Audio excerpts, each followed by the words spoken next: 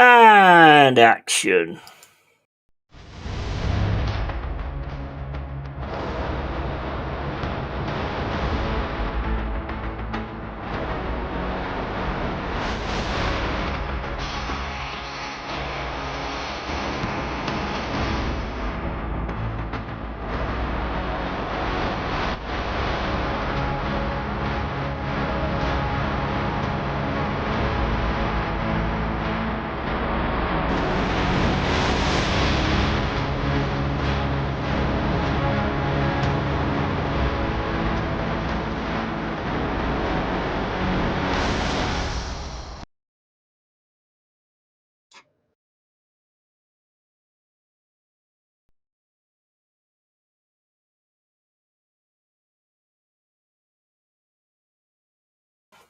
Right, okay, how we doing? I'm the Yeti, and hope everyone is good. I hope you're having a good Friday. Oh, see what I did there? Hope you're having a good Friday. Mate, I'm wasted on here. Wasted on here. How we doing, guys? Mind you, I will be wasted if I keep drinking these, I suppose. But yeah, how's everyone doing? Hope everyone is well on this Friday night. This is the real deal. We're just going to have like a general chat about whatever, which is pretty much how most of my streams go, to be fair. Hey, up, Tony Neri, hope you're well, mate. So yeah, Mama might be coming on in a few, and also Carl Rossi as well. Big up to Maltor, big up to Tony Neri. Hope both of you are good and having a good day. And it is Good Friday, so yeah, we're going to get it going and see where we go with the conversation and all that kind of stuff. We've got the football coming up at the weekend, obviously. So quite tense for us, to be fair, because if Aston Villa manage to beat Newcastle, which the way they're playing at this point in time is very possible, they could be 1 point behind Arsenal until Arsenal play Ipswich on the Sunday. So it's eating up, and Newcastle are on some mega form. I mean, that's 5 wins on the trot. That's insane, man. That's insane. Looking forward to Sunday. New episode of Mobland. Yeah. Is that when it's at, Sunday? Yeah, I was looking last night, see if I could find any, but still got to wait. I might, to be honest, mate, I'm half tempted to just like leave it and just like watch it all, when it's all been done. Because it's so good. It's one of those series where you could just like binge watch it. I mean, the characters and everything are just class. A really, really good series. If you haven't seen it, then make sure you get that. And also, that film, I did like the honest opinions for the other day. That Warfare, that's excellent. That is really good. That is set like in Iraq, like a Navy SEALs mission, and it comes from like the memories of some of the guys that was there. And basically, the guy who's directing it, I think he was sort of involved in it as well. And it's straight in your face. It's not like the Saving Private Ryans and all that kind of stuff. It's proper. It's proper. You really get the full taste of like what it's like in those kind of situations.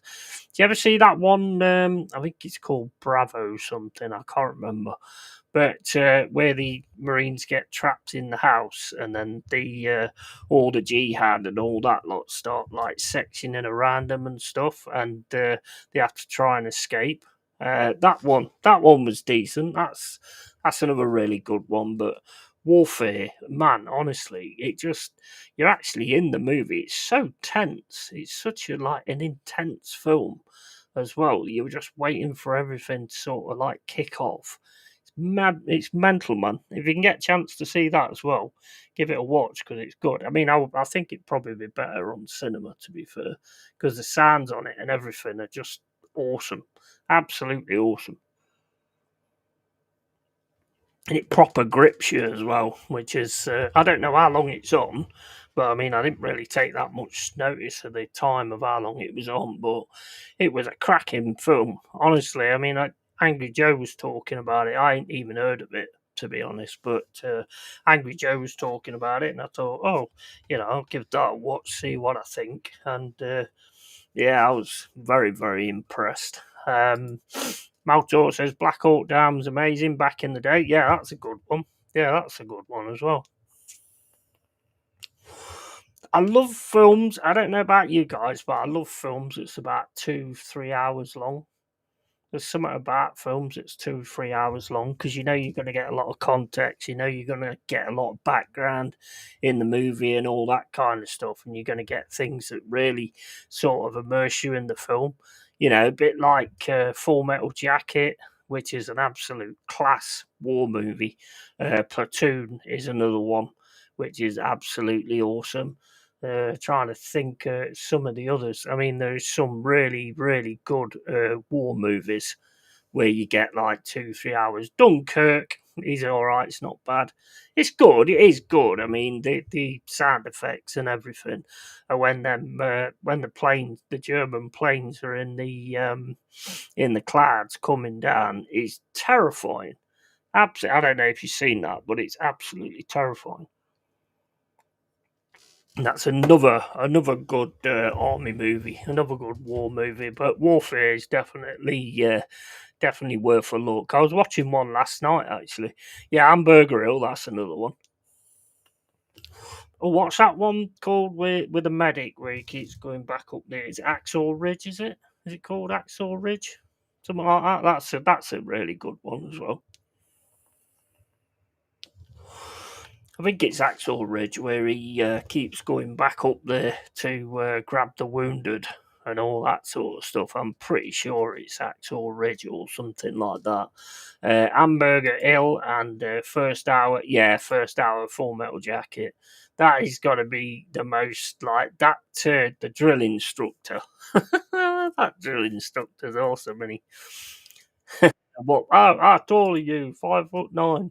I didn't know they piled shit that high. Fucking awesome, brilliant, and the actor that's in it as well, the guy who's plays Kingpin in Marvel, phenomenal. Big up, Dal. How you doing, mate? Hope you're well. And Band of Brothers. Oh, Band of Brothers is class. Yeah, Band of Brothers is quality, and the one they did afterwards as well. Was it The Island or something like that? What was the one afterwards? I can't remember what it's called, but that was good. And yeah, Axel Ridge, absolute quality. You can't. I mean, and the ones from back in the day as well, like Battle of Britain. I think it's Battle of Midway, Dam Busters, of course. I mean, they're like proper old deal. Oh wait a minute, we've got somebody in. Evening call. Right, here we go.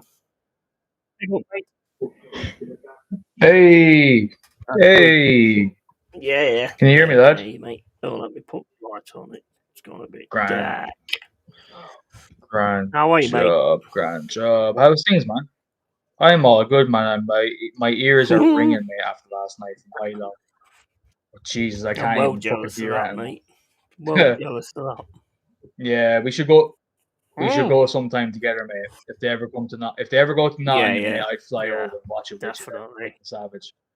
Because I was saying to you earlier on Instagram, I was telling you the tickets were only €45 for like a 3-hour show. That's immense, isn't it, for the prices that you pay nowadays as well.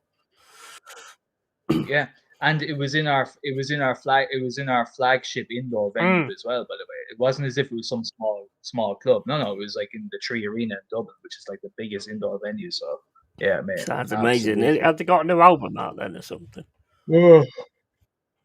Yeah, they released their one before, but they still like played their general, like, in the live album Lifa, with the way they start with Imagine and they finish with Hamburger Hippie. They kind of had the same thing, but they threw in a few new songs, which I didn't know them off by heart, new ones, but I was just there for the shit I knew. So it's quality, mate. Quality. Yeah, that's a good one as well. Tony Neri, Bridge on the River Kwai. Just talking about a few of the war movies because I watched that Warfare this week. Mate, that is proper. That's proper in your face. That is war situations and stuff like that. Okay. Yeah, if you get a chance, mate, give it a watch because it's not mega like action packed to a point, but then again, it's like all true stuff. So, it has to be the way it is. But it's so good. Such a good movie. Call mate, big up, says Maltor, and big up Dal, Cork, and Maltor, says Tony.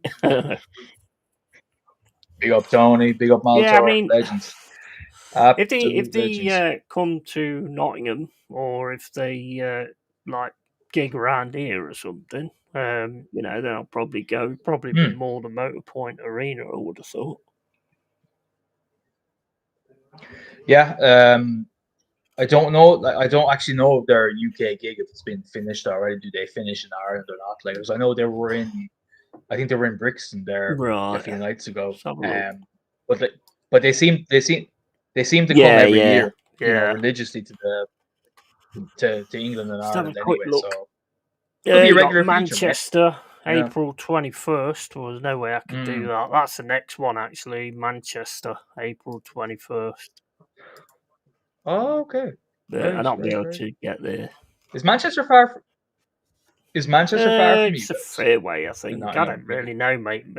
Geography is not one of my specialties, to be quite honest with you. So. No, me neither. Me neither. That's why I asked. Does anybody know how far it is? Because I don't. I know that. Let's have a look. Hold up. Well, you're in the centre, not yeah. North, isn't it? Like, so it shouldn't be too. I wouldn't crazy. have thought so. Nottingham to Manchester. 2-hour train. Oh, that's not too bad, is it? That's not bad at all. But then again, the train prices in Eurogaff nowadays is incredible. 14 quid one way. It's almost as not bad. Oh fuck! Okay, well, that's not bad at all. I thought they were way higher than that. Yeah, I think it'd probably just be getting back, and obviously I can't stay over or anything like that because I've got Freddie, so I don't want to be doing that with him at the minute. I've had a right job with him today. He's got like bald spots coming up because he's over grooming. So I think it does. It happens all the time, and I think it normally happens as it starts to get warmer. So basically, I got some cat shampoo, and I've been trying to grab him, and got him to. He went to the toilet, got to the bathroom door. And so I put these biscuits down on the towel, and he sort of like went a little bit in, looked, and then legged it. And I was like, "You bastard!" And I could not get him to go in. So what I did is I got a towel because it will rip you apart if you try and pick him up. It'll rip you apart. So I got a towel so I could like bungle him in the towel and try and get him to the bathroom. And he went on the towel. I tried. He gone. So he knows exactly what I'm trying to do all the time. So I got the cat bag, you know, when you take him to the vet. So I got that, and I gave him like a few chews and that, and then I chucked the rest in the cat bag. He fucking would not have it. He would not have it. No, he is your cat, mate. You know he's not. You know he's not trusting the people in general. Mate, he ain't daft. He knows it, and then I got this. The stuff where you put the drops on the back. I got some of that. I clipped it, to break it. So, fucking legged it. You know exactly what it was. I've got him. No. I've got him though. Yeah, he's a bit quiet now. So that's fair play. That's where it must be so difficult with cats because dogs you can kind of like semi-communicate with them to kind of course what you want them to do, even if they don't want to. If you have to, like our lad, we have to brush his teeth lately, mate. Because it's so bad. It is, honestly. It's literally like opening up a bin lid. That's crazy.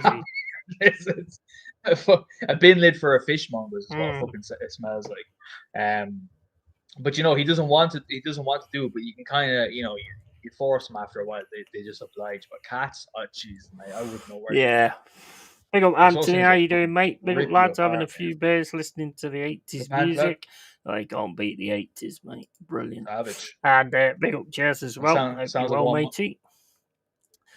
So yeah, I mean, it's been a bit of one of those kind of days, really, trying to get him sorted out. And I mean, I had so many sort of plans of things to do today, but then when I started trying to do that, I've had the shower pretty much running most of the days. So if I can grab him, and then it's going to be a nightmare.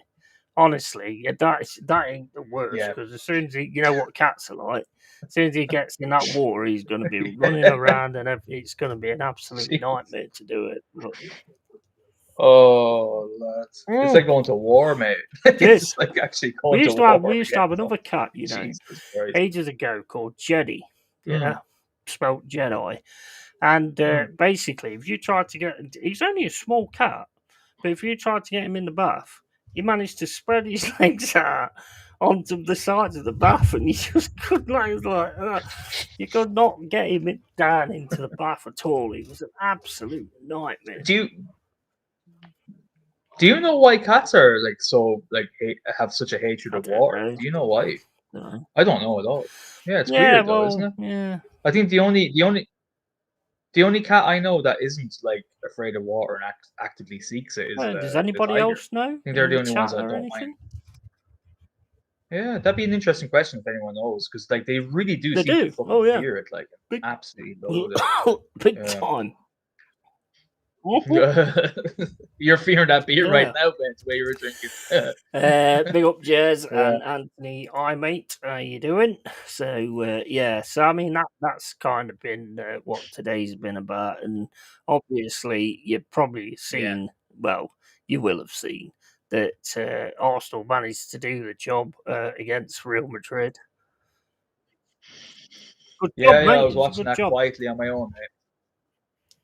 Oh, listen, look, you know, when it comes to like, you know, we're in a cup competition right now. For me, this is like the last crucible where I can actually enjoy football without thinking of what, you know, my bigger, I suppose, philosophy for the club is.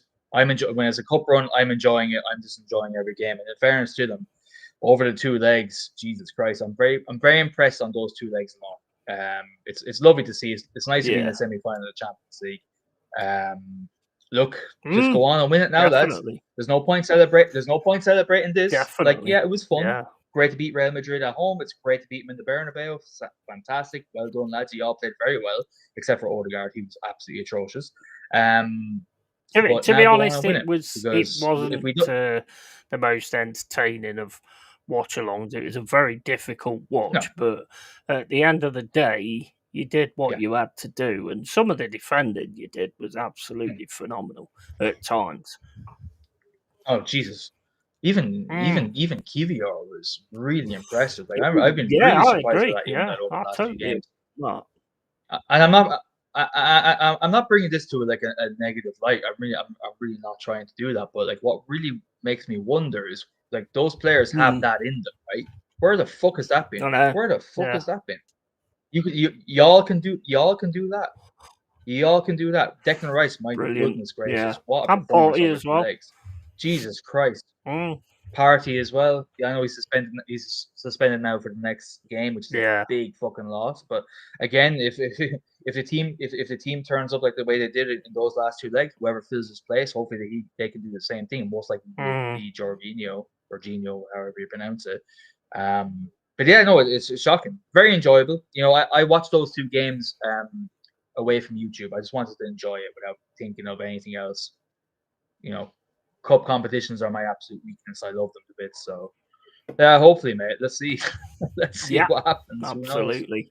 And Tony says, funny thing is, in nature, cats actually like water. It's only the domestic ones that hate it. Yeah, it's an interesting one, isn't it? Maltor says, I had a male cat and he loved water. He would fall asleep to water running on him. Some of them, I think, are all right with it. Some of them aren't too bad with it, I don't think. Okay. Yeah. I've never owned a cat myself, so it'd be interesting to see what it is. Big up, Adama. How you doing, mate? What's with all membership pish? Wait, it's a membership, isn't it? It's a membership, mate. 99p a month. That's all it is. Yeah. You buy it, and then you have a badge next to your name, and then you can feel superior to everyone. You buy one, you get one free. I said you buy one. Just like just like what it's like to have a spanner next to your name. Makes you feel like a god, like you're so better than Apparently it does. everybody else in Yeah. the chat. So I hear it does. I Yeah, mean, for I've some got a people. spanner on my own channel, and I've got one on other channels as well, and it doesn't make me feel like anything. In fact, I find it a little bit annoying, to be honest, because I'm just typing out something, and then this thing comes up saying that somebody said, "Oh, Arteta's shit." Yeah. And I'm like, what? Why is that asking if I have to, accept it or not? It just. I think, yeah, that's there's an option to switch that on and off. It's like auto review comments or something like that. But I think anyone who has made a mod on a YouTube channel who thinks that makes them something important, you're an absolute loser to the highest order. And my advice to you is go get a real hobby. Do you know what I'm saying? Go get a real hobby. Go out and just meet a woman or a guy, whatever you're into. Touch grass, touch body parts, whatever the fuck you Only can do, with permission, and just broaden your horizon. Of course. This is YouTube, not a private stream. Yeah. This is actually YouTube. Yeah. But what I'm gonna be doing with this and with Final Whistle, because last week I think there was too many went on at a point. So what I'm going to do, I think, from now on, I was talking to Mama about it. There'll be 3 slots for you and Mama, and obviously me. Otherwise, it don't happen anyway. But then there'll probably be 2 more slots for people, and people drop in and drop out or whatever, just something like that. But probably only 4 or 5 on the stream at the same time. Yeah, I've been working on a video to start up the thing as well, which I don't know if you saw when I started it up. No, I joined in. I'll show you. You say it's not much. It's not much of anything. It's just something I've been messing around. Yeah.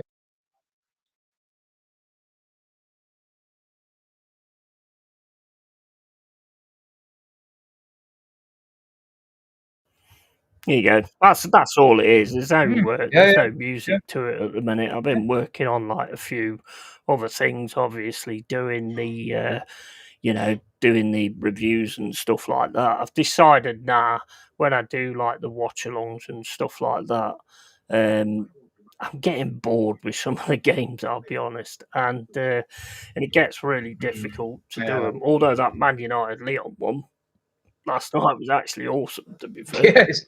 But, I missed that game. Did you watch it? What I started doing now is I'll be sort of playing a game like I was playing Road Trader the other day, and I'll be doing what I said I was going to do before. Whereas if I'm watching the game and it's a decent game, then I'll go to the game. Otherwise, at least there's something to sort of watch and stuff like that, and it keeps me entertained as well, because it's some of it.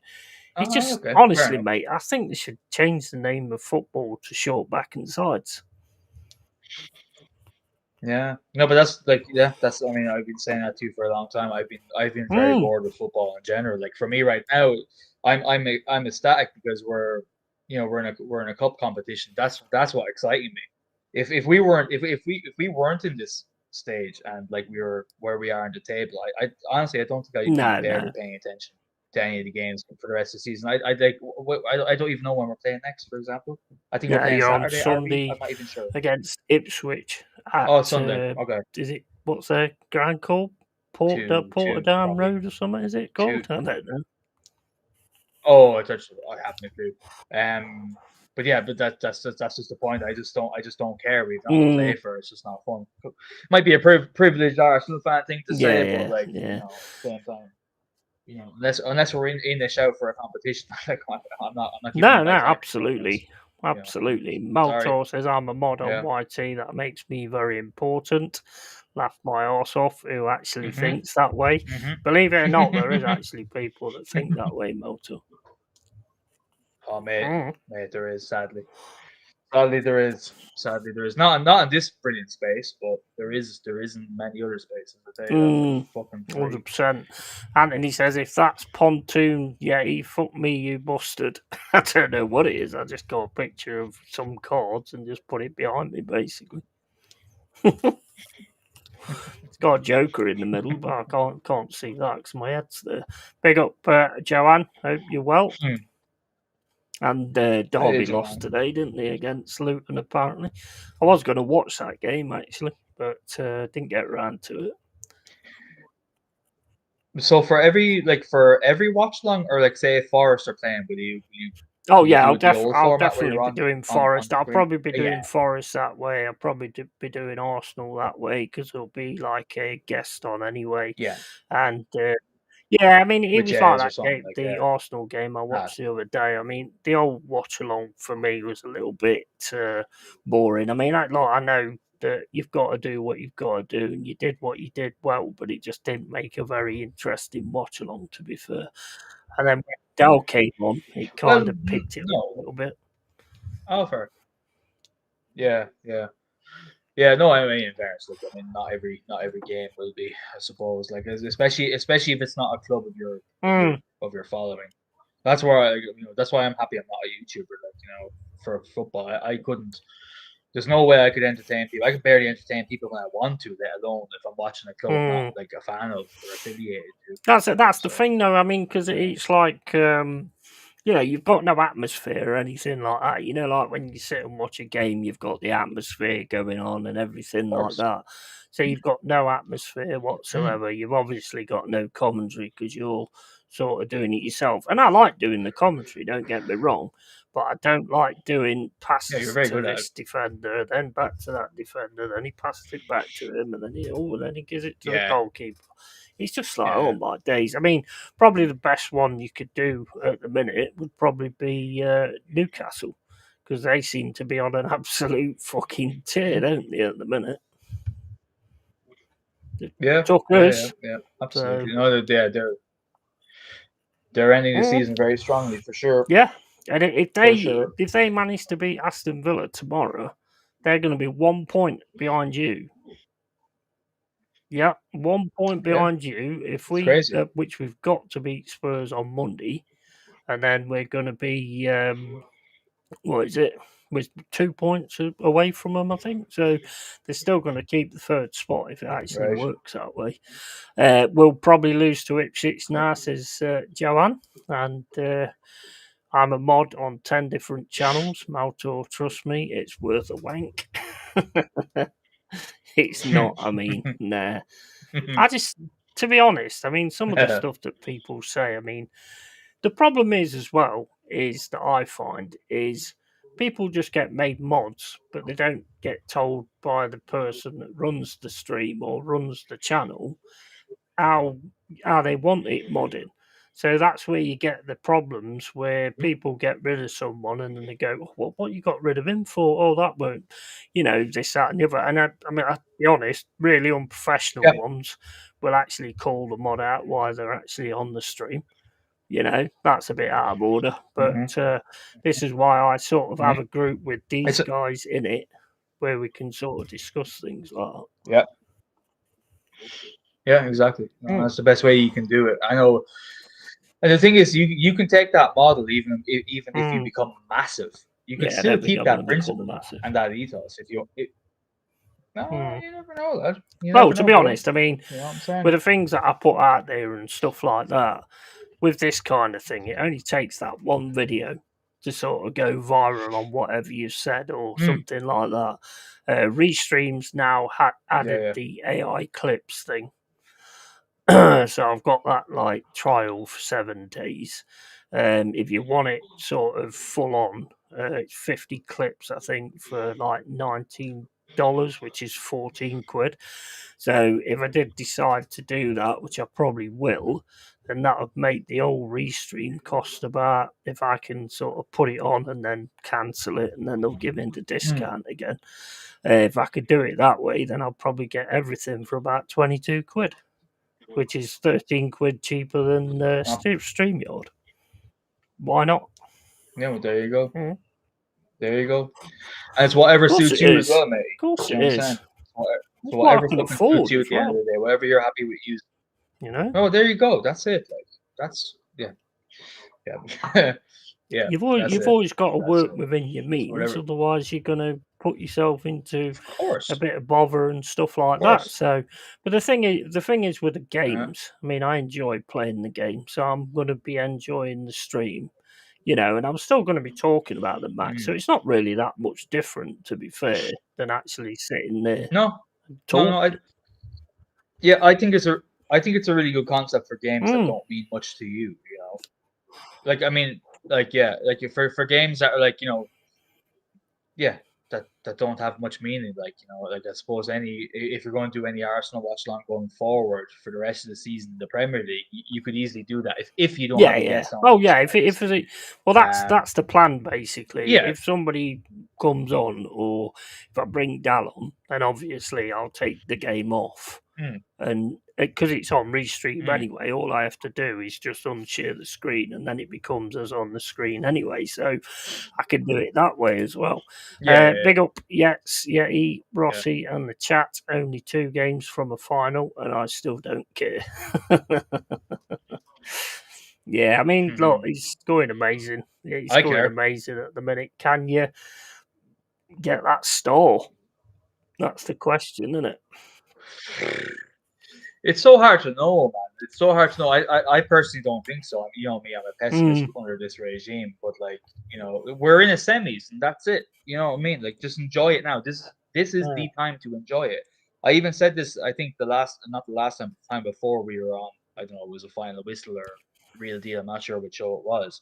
But I was saying, like, if you can't enjoy moments like this right now in cup competition, going to a quarterfinal, or now we're in a semi-final. Do you know what I mean? Like, you might want to find something else to watch, because this is where you can just throw all your feelings out and just fucking enjoy it. Semi-final, we're playing PSG. Yeah. Let's fucking hope. You know what I mean? Let's just fucking hope. This is what football is all about. Yeah, totally. It's what it's all about for me. No, I totally agree with you, mate. I mean, we've got the FA Cup semi-final coming up. I mean, if... That is amazing. Yeah, exactly. I mean, it is. That's amazing. It is absolutely amazing. And the position we're in as well is absolutely awesome. So, you know, I mean, if we was to sort of like stay around where we are and win an FA Cup, that would be an awesome season. I think up to now, if you look at Newcastle, I mean, they're probably having the better season, because they've got right up there now, and they've also won the Carabao Cup as well. So... Well, they're having the better season, you know, than those two for sure, already guaranteed. Unless us two win something, you know what I mean? Winning the Carabao, that's it. They have silverware, we don't, so they're already doing better than we are. You could have the best. But yeah, me, I'll be honest with you. For me right now, I couldn't give a fuck about the league. I don't care. Like, we have no shot on winning it. I don't care what we do against. Is it Ipswich we're facing? I don't even know who we're facing next. That's how little I care right now. I don't care. I've all eyes on PSG and April. Tony says my dream would be to win that start and have Arteta sacked on the field right after. Yeah, I don't think that's going to happen, mate. He's going to be there for years if he wins that. Joanne Smith says, hopefully I will be all right to watch the Champions League, as it's the day after I have my wisdom tooth out. Being sedated the day before, maybe that's what I should have done when Arsenal played PSG. Yeah. Not a good thing, is it? Going and having a tooth out and stuff. I'm sure you should still be all right to watch it. It should be quite a interesting game, because I mean, that game with Aston Villa, Villa nearly came back, to be fair, and the extra time I thought was very strange. I thought there was a lot more than 3 minutes, personally. Yeah, I mean, I'm almost more happy to play a PSG in the semis than I am Aston Villa. Do you know? I have a weird feeling on that regard. I don't know why. I'm happier to play PSG. Yeah, I really am. There's something about the Emery European juju that goes on that scares me. That would not go down well, would it? That would not go down well at all. Yeah. But Mate, I mean, look, when it comes to like the Champions League, I mean, you're in there, you know, you got PSG, Barcelona, I think. Are they playing, is it Inter Milan? I believe so, yeah. Barca's probably, I mean, I don't know much about Inter Milan. Barcelona are apparently really good. I don't know. I don't really watch them either, to be honest. So there's no point me commenting on that. Nor me. You know, no. I comment on those clubs as if it was the late 90s. Yeah, exactly. So my knowledge of those clubs is going back to reputation at this stage. The good times when they had the good times. So I think they're like a major factor in this UCL as well. And PSG looked all right, to be fair. I mean, they've got devastating pace at times. And, you know, I mean, but Villa did manage to get back at them. And they scored 2 really good goals, to be fair, as well.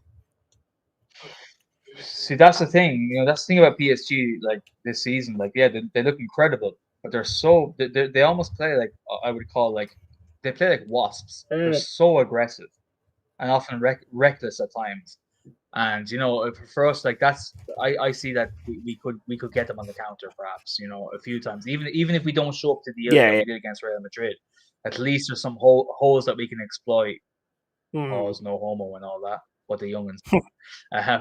There's something we can get at least with the aggression that they have. So let's see. Saka looked good as well. Saka looks like he's getting back to what he was. Thought Martinelli looked good as well in that. He found that turn of pace, didn't he, for the second goal? Thought that was really good. I mean, have you seen that thing that the Madrid player, Lucas or something his name is, he's turned around and said Arsenal just turned up to the Bernabeu to defend. And I'm like, well, but they won. And they got through. We won 2. Yeah, exactly. We won 2-1, mate, at your home ground. Relaxed. You know what I mean? Yeah, but we know Real Madrid are the sorest losers of all time. And that's one of the reasons actually why I didn't want to go into any watch-alongs at all for those 2 legs, because this was the one. No, I'll tell you why. Because this is the one time I don't give a fuck how much we dive. Oh, it was dark arts game. It was a massive dark arts game. Oh, it was a dark arts game. And do you know what? I don't care when it's against teams like that. I don't care about out darkening them in that regard. I couldn't care less, because those guys are the biggest salty feckers when they lose. They'll do anything. They'll do anything. Did you see Danny Carvajal start on Saka? I saw something. I saw something. Something happened in the tunnel as well, didn't it? Yeah. He grabbed him. Danny Carvajal was at the sidelines. That was right. Yeah. I'm not too sure.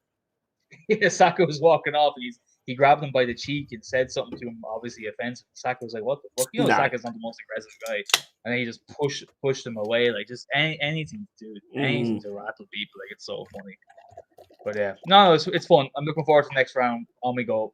I'm not celebrating anything yet, obviously, because I have a head on my shoulders, unlike the rest of my fan base. But you know, it was good to get past Real Madrid. Fair play to you. Now, go win 100%. Anthony says, I was watching 80s music, but Alice Cooper, Poison, what a tune. Yeah, that is a good tune, that is.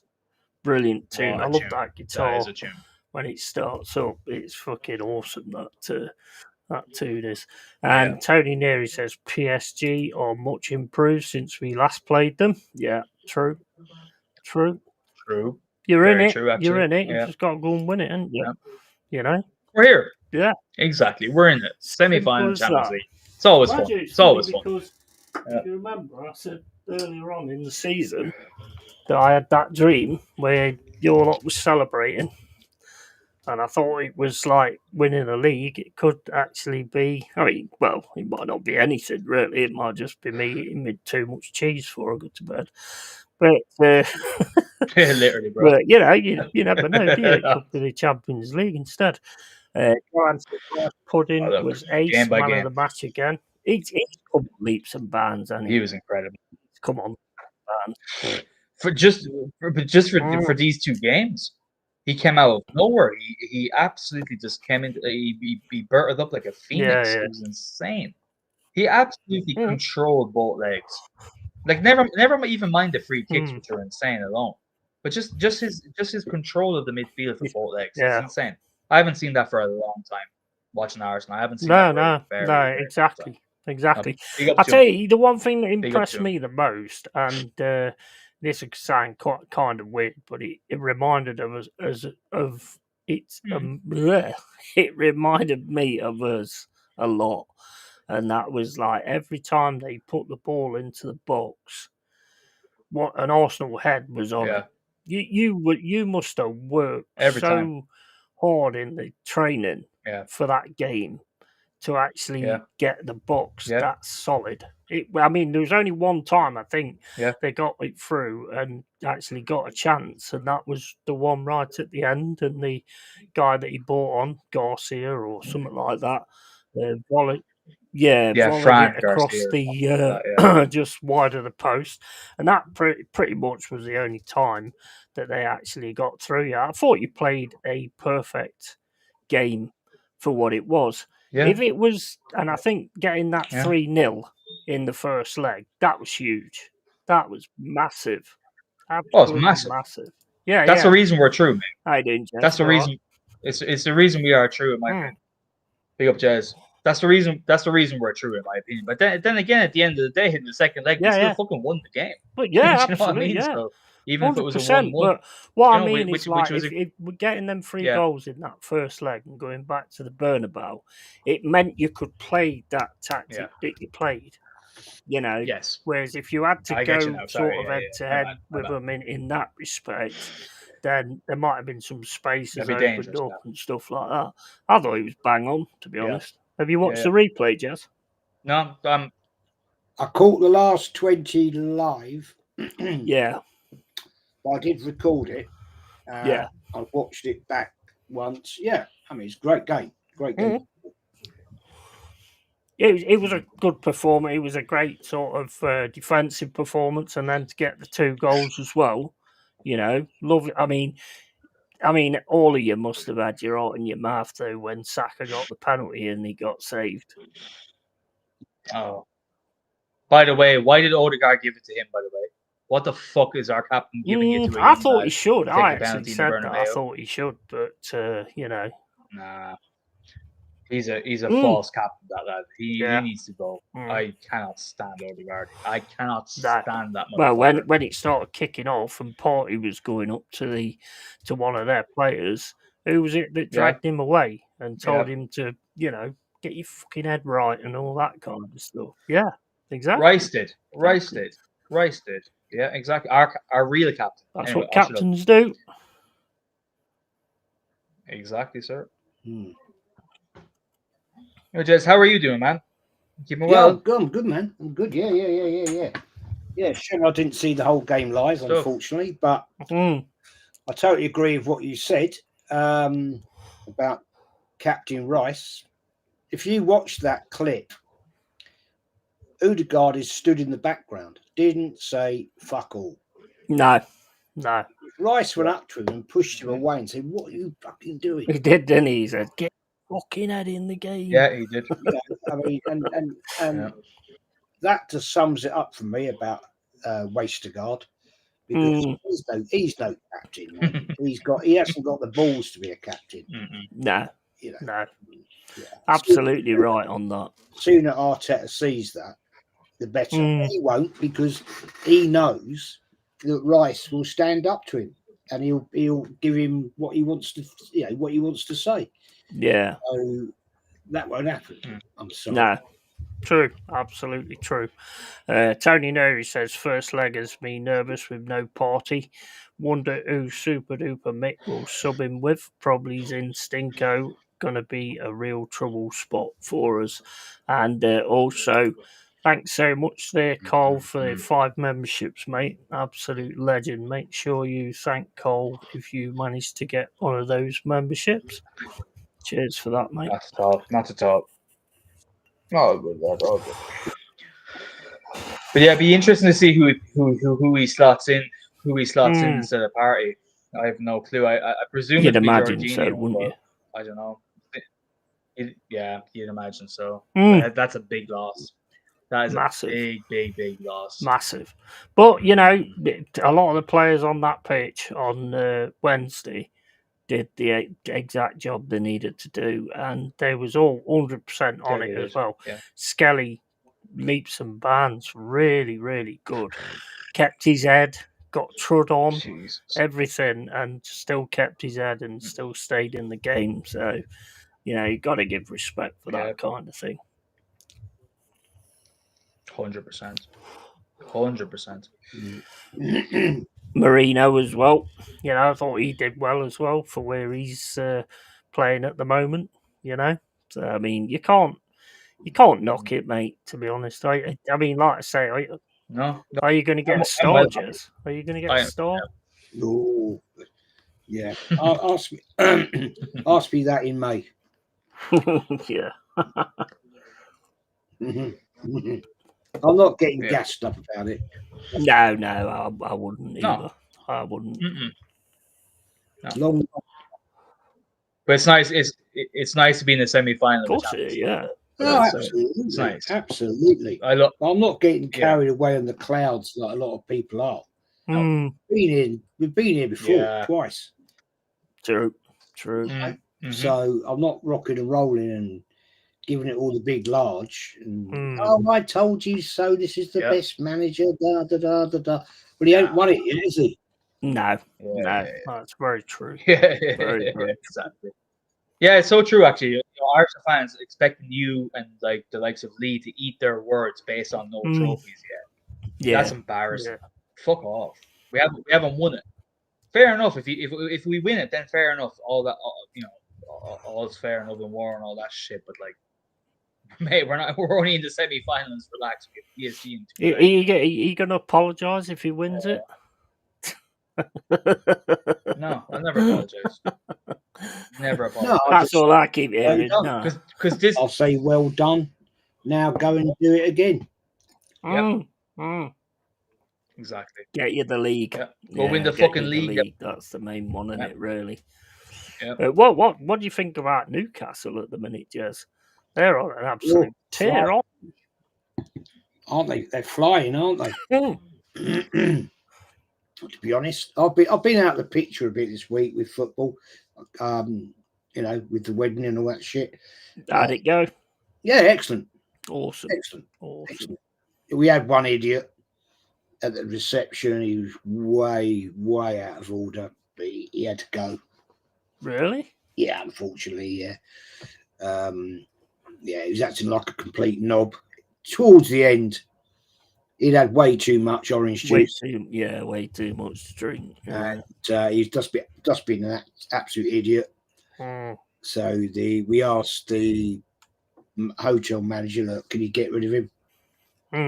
He started kicking off and basically just got manhandled out and thrown out in the street. Basically. But, it's a shame. It didn't spoil anything. It was okay. So it was wonderful. Yeah. Well, I didn't mean to send that link there. I meant to send it. That's right. No problem. No problem. No problem at all. I wondered why I got no reply or anything like that, to be honest. And then I realised that I'd sent it into the rock and roll group instead. That's right. We haven't won nothing yet. Yeah, exactly. But, I mean, back on to Newcastle. I mean, absolutely battered Crystal Palace 5-0. They've now took our third spot. They've got to play Aston Villa tomorrow, who's actually, they're on quite a good run as well of form. So that should be quite a decent game. And if Newcastle manage to win it, then there's no way we can catch them, even if we beat Spurs on Monday. Well, not this weekend anyway, but could take your spot as well. If they win tomorrow, they're 1 point behind you. Yeah, and we're away Sunday, 2:00 at Ipswich. That won't be a walkover. I think I wouldn't be at all surprised if that's a draw. I'll tell you why. Yeah. because the players' minds are going to be focusing. The league gone. We know the league's over. It's done. Yeah. So they're going to have one eye at the PSG game at the Emirates and then away in Paris. So can't blame them for that. But we've still got to maintain second spot. So it's an awkward one. Yeah.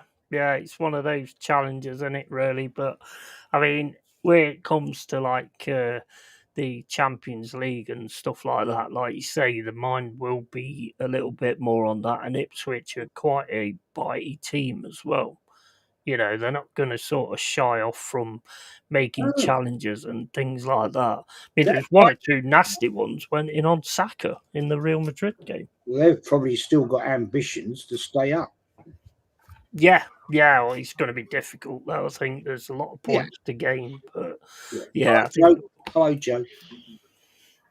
Yeah, I think it's. But they're going to still fight for survival to the end, aren't they? Mm-hmm. Yeah, of course they are. Absolutely.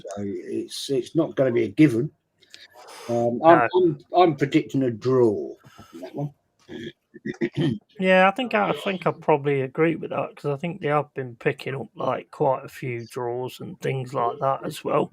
But I think if, like I say, it all comes down to the pressure that's put on with Newcastle against Aston Villa as well. Yeah. Because, you know, if they win, then that's it. Like I say, they're 1 point behind you then. You don't play till Monday, do you? Forest, I mean. Nah, I've got Spuds. Yeah. Make sure you beat them. Oh, mate, I don't. I know we're having a bit of a struggle at the minute, but surely we've got to beat them. Surely. Well, I'll be very annoyed if you don't. You won't be the only one, mate. You will not be the only one.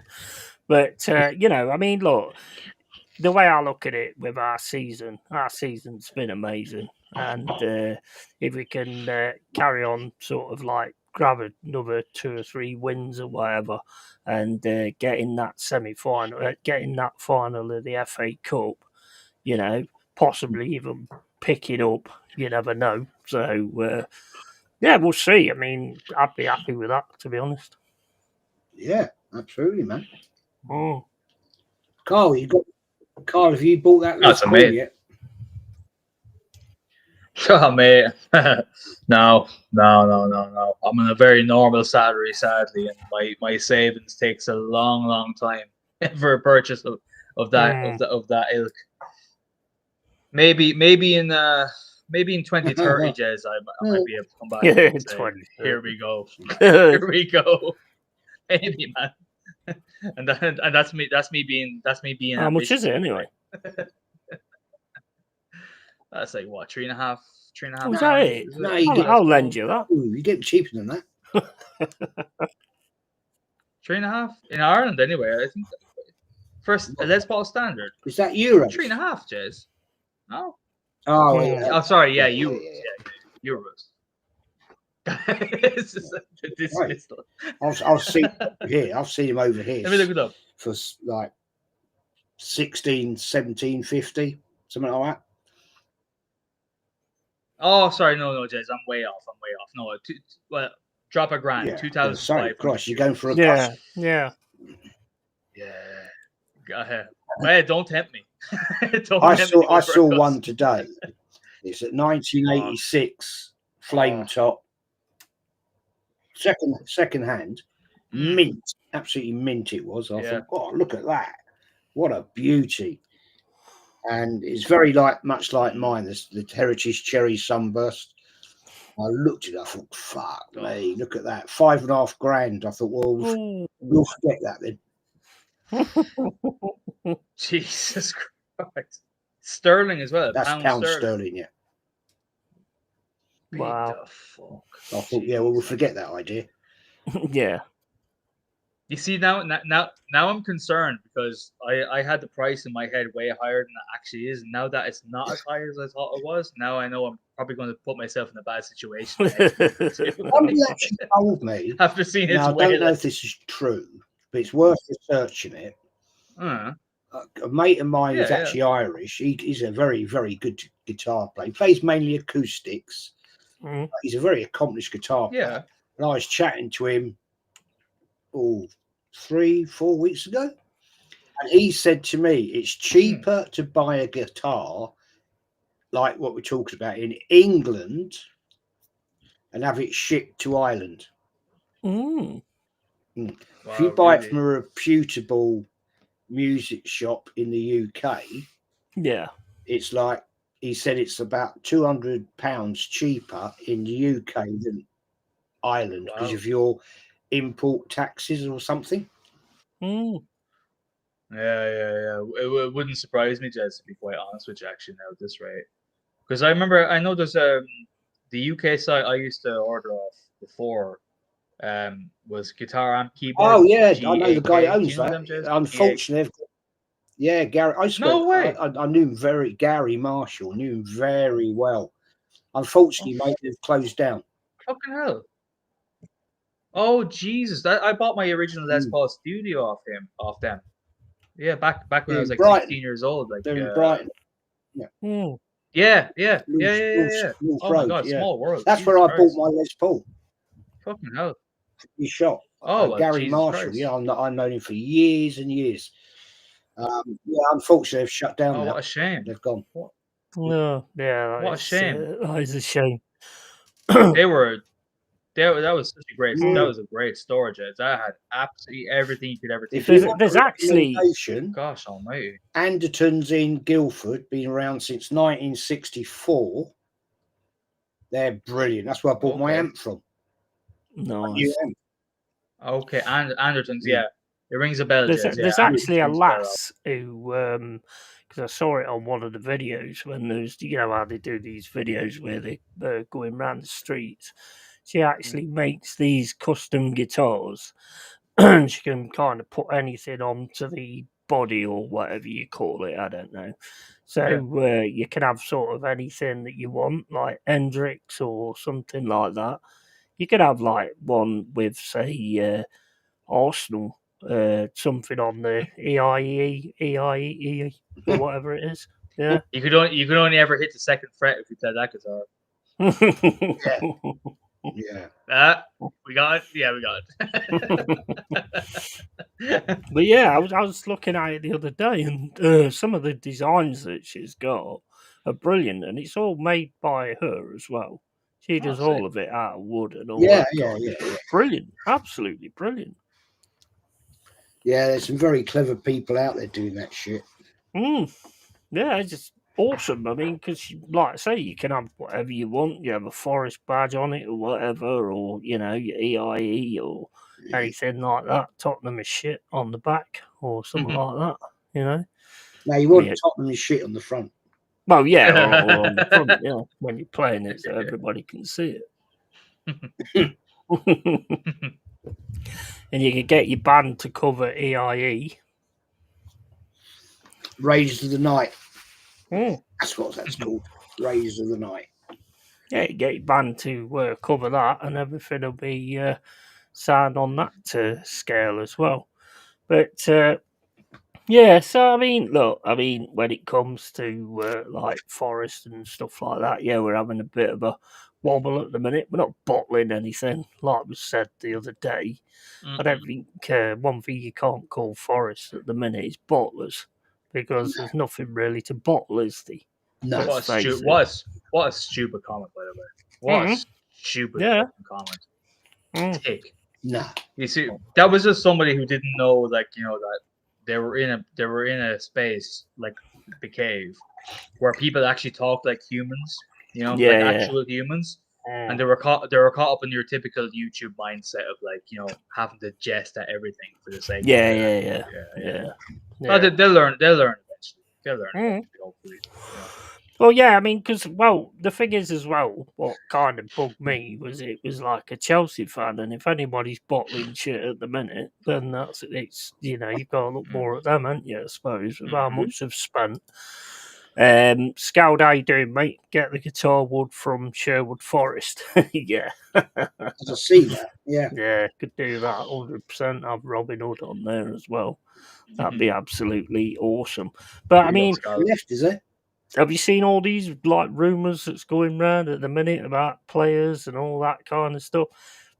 Same old shit. My team's getting hit really bad with it at the minute. Murillo going to Real Madrid and MJW going to Manchester City. Don't it just get on your fucking nerves? It really does get on your nerves. Yeah. Those ways. Yeah. Well, yeah, you're that's it. Like you're in the top flight now, so you're gonna have to experience the bullshit that we've had to listen to for the last 14 years since like social media became a thing. When Jez, you remember back even since 2012, 2013, the minute you probably started up Twitter or having like the internet on your phone, the one club that everyone would link any player to was Arsenal. Every fucking player on the planet. And I was naive back then. I was like, oh shit, cool. We're going to sign Higuain. We're going to sign Benzema. I was a dumbass. I was a dickhead. Sure, like literally, it was like a roller coaster of any fucking player would be linked to us. And then, Jesus Christ, he's still not got Draxler. Are we still in for him? Which guy? Draxler, Jays. Draxler, yeah. He said. Well, that went on for about 6 years, didn't it? Yeah, no, yeah. Well, Vlahovic is another one. He's catching up with how long that's going on. Bro, the Draxler links was like for 5 years straight, and he was like, he was limping around the place, and we were still being linked to him. It was embarrassing. Yeah. Oh my goodness. Oh my laughable. Yeah. To be honest, like I said the other day, right, and I don't know how you'd manage to do it, but I think if you're going to have like football transfer windows, that should be the only time that you can do that kind of thing. Because like me and Mama's been talking about it and stuff like that. And, when you see these things and you hear these things, surely it turns a player's head. It can turn a player's head a little bit, and you don't need that as you're coming into the end of the season, fighting for your positions and stuff. Because things like that can get into players' heads, can't it? Really. So yeah, I don't much like that kind of thing. It's going to happen though. You've got social media, so there's always going to be people coming out. I think the worst, to be honest, are the YouTubers that do a video on it when it's clearly a load of bollocks. Yeah. Yeah. Couldn't agree more. Could not agree more. I mean, I don't know what we're gonna do. I have no idea. I mean, I've read like a few things, but I've not heard anything sort of come from the club. It's all come from these apparently in the know people. And then as soon as these things don't happen, those apparent in the know people disappear. That's how it tends to work out anyway. Tony Neary says, I've already seen articles linking us about 100 players. It's getting old, to be honest. Don't bother paying attention anymore until they are sitting in our kit signing a contract. I think everybody's getting like that, to be honest. Yeah, I'm definitely in that stable at the minute.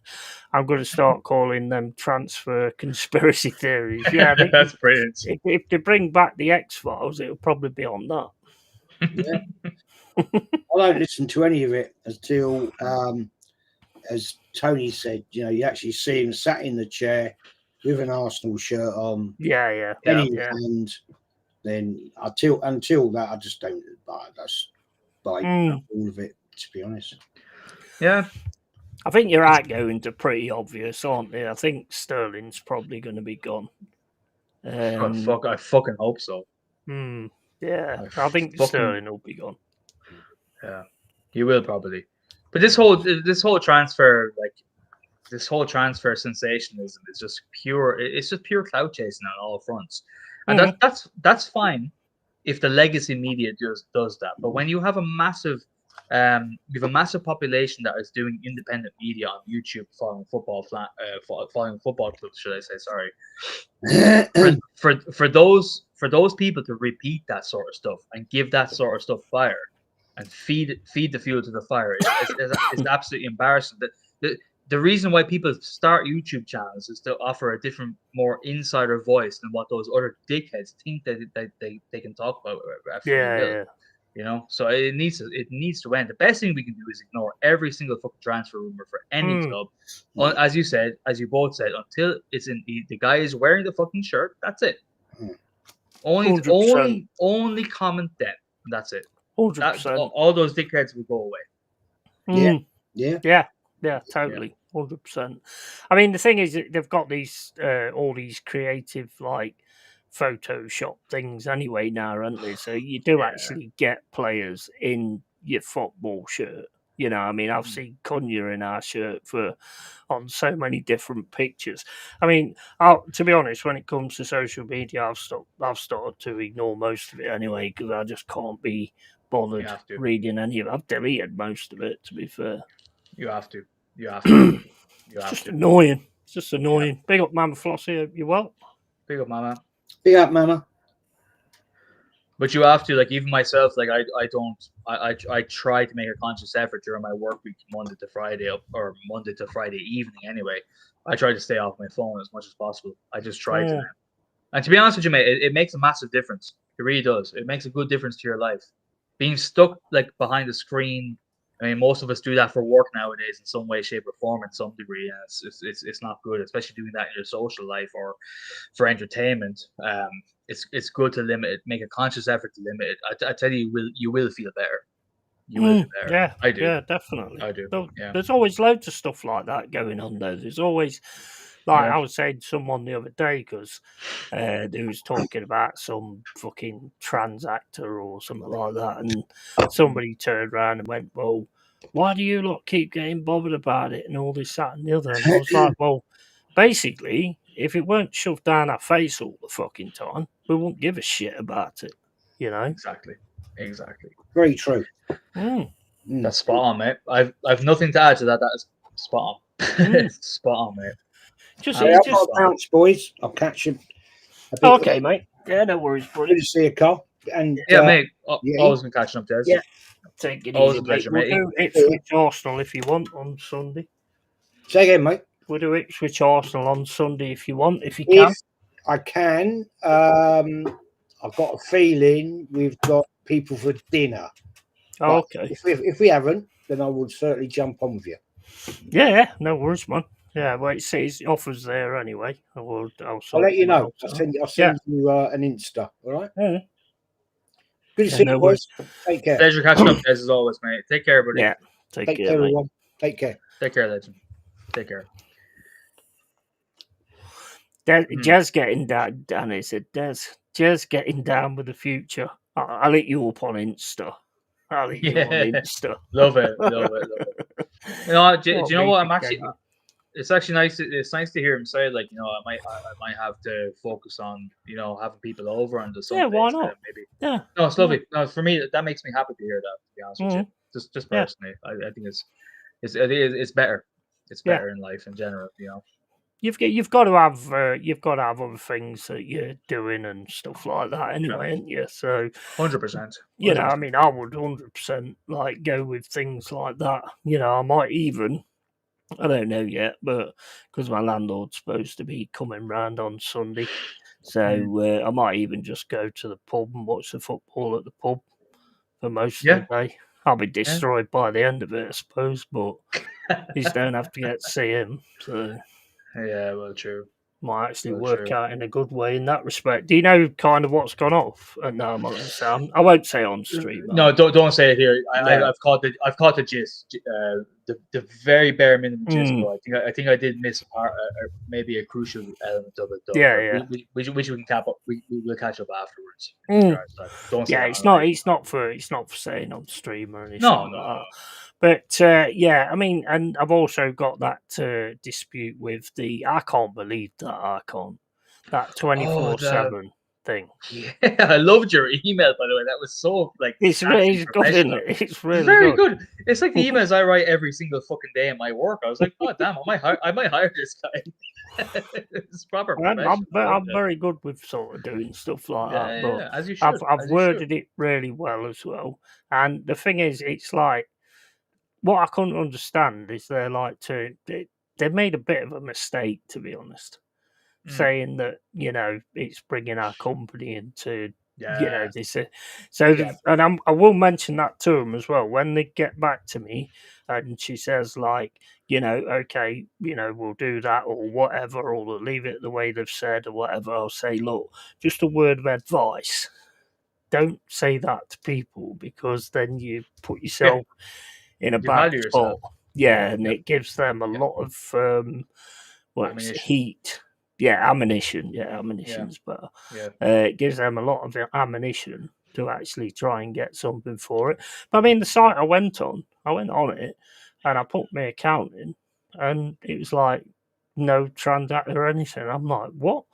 And it's another one where there's no PayPal or anything, so I can't continue with it anyway. I've got it now; it's on now. But the whole thing to me, all they had to do, right, was just contact people and say the site's gone down or whatever, we've moved place or whatever, and just keep people informed. So, and they didn't do that.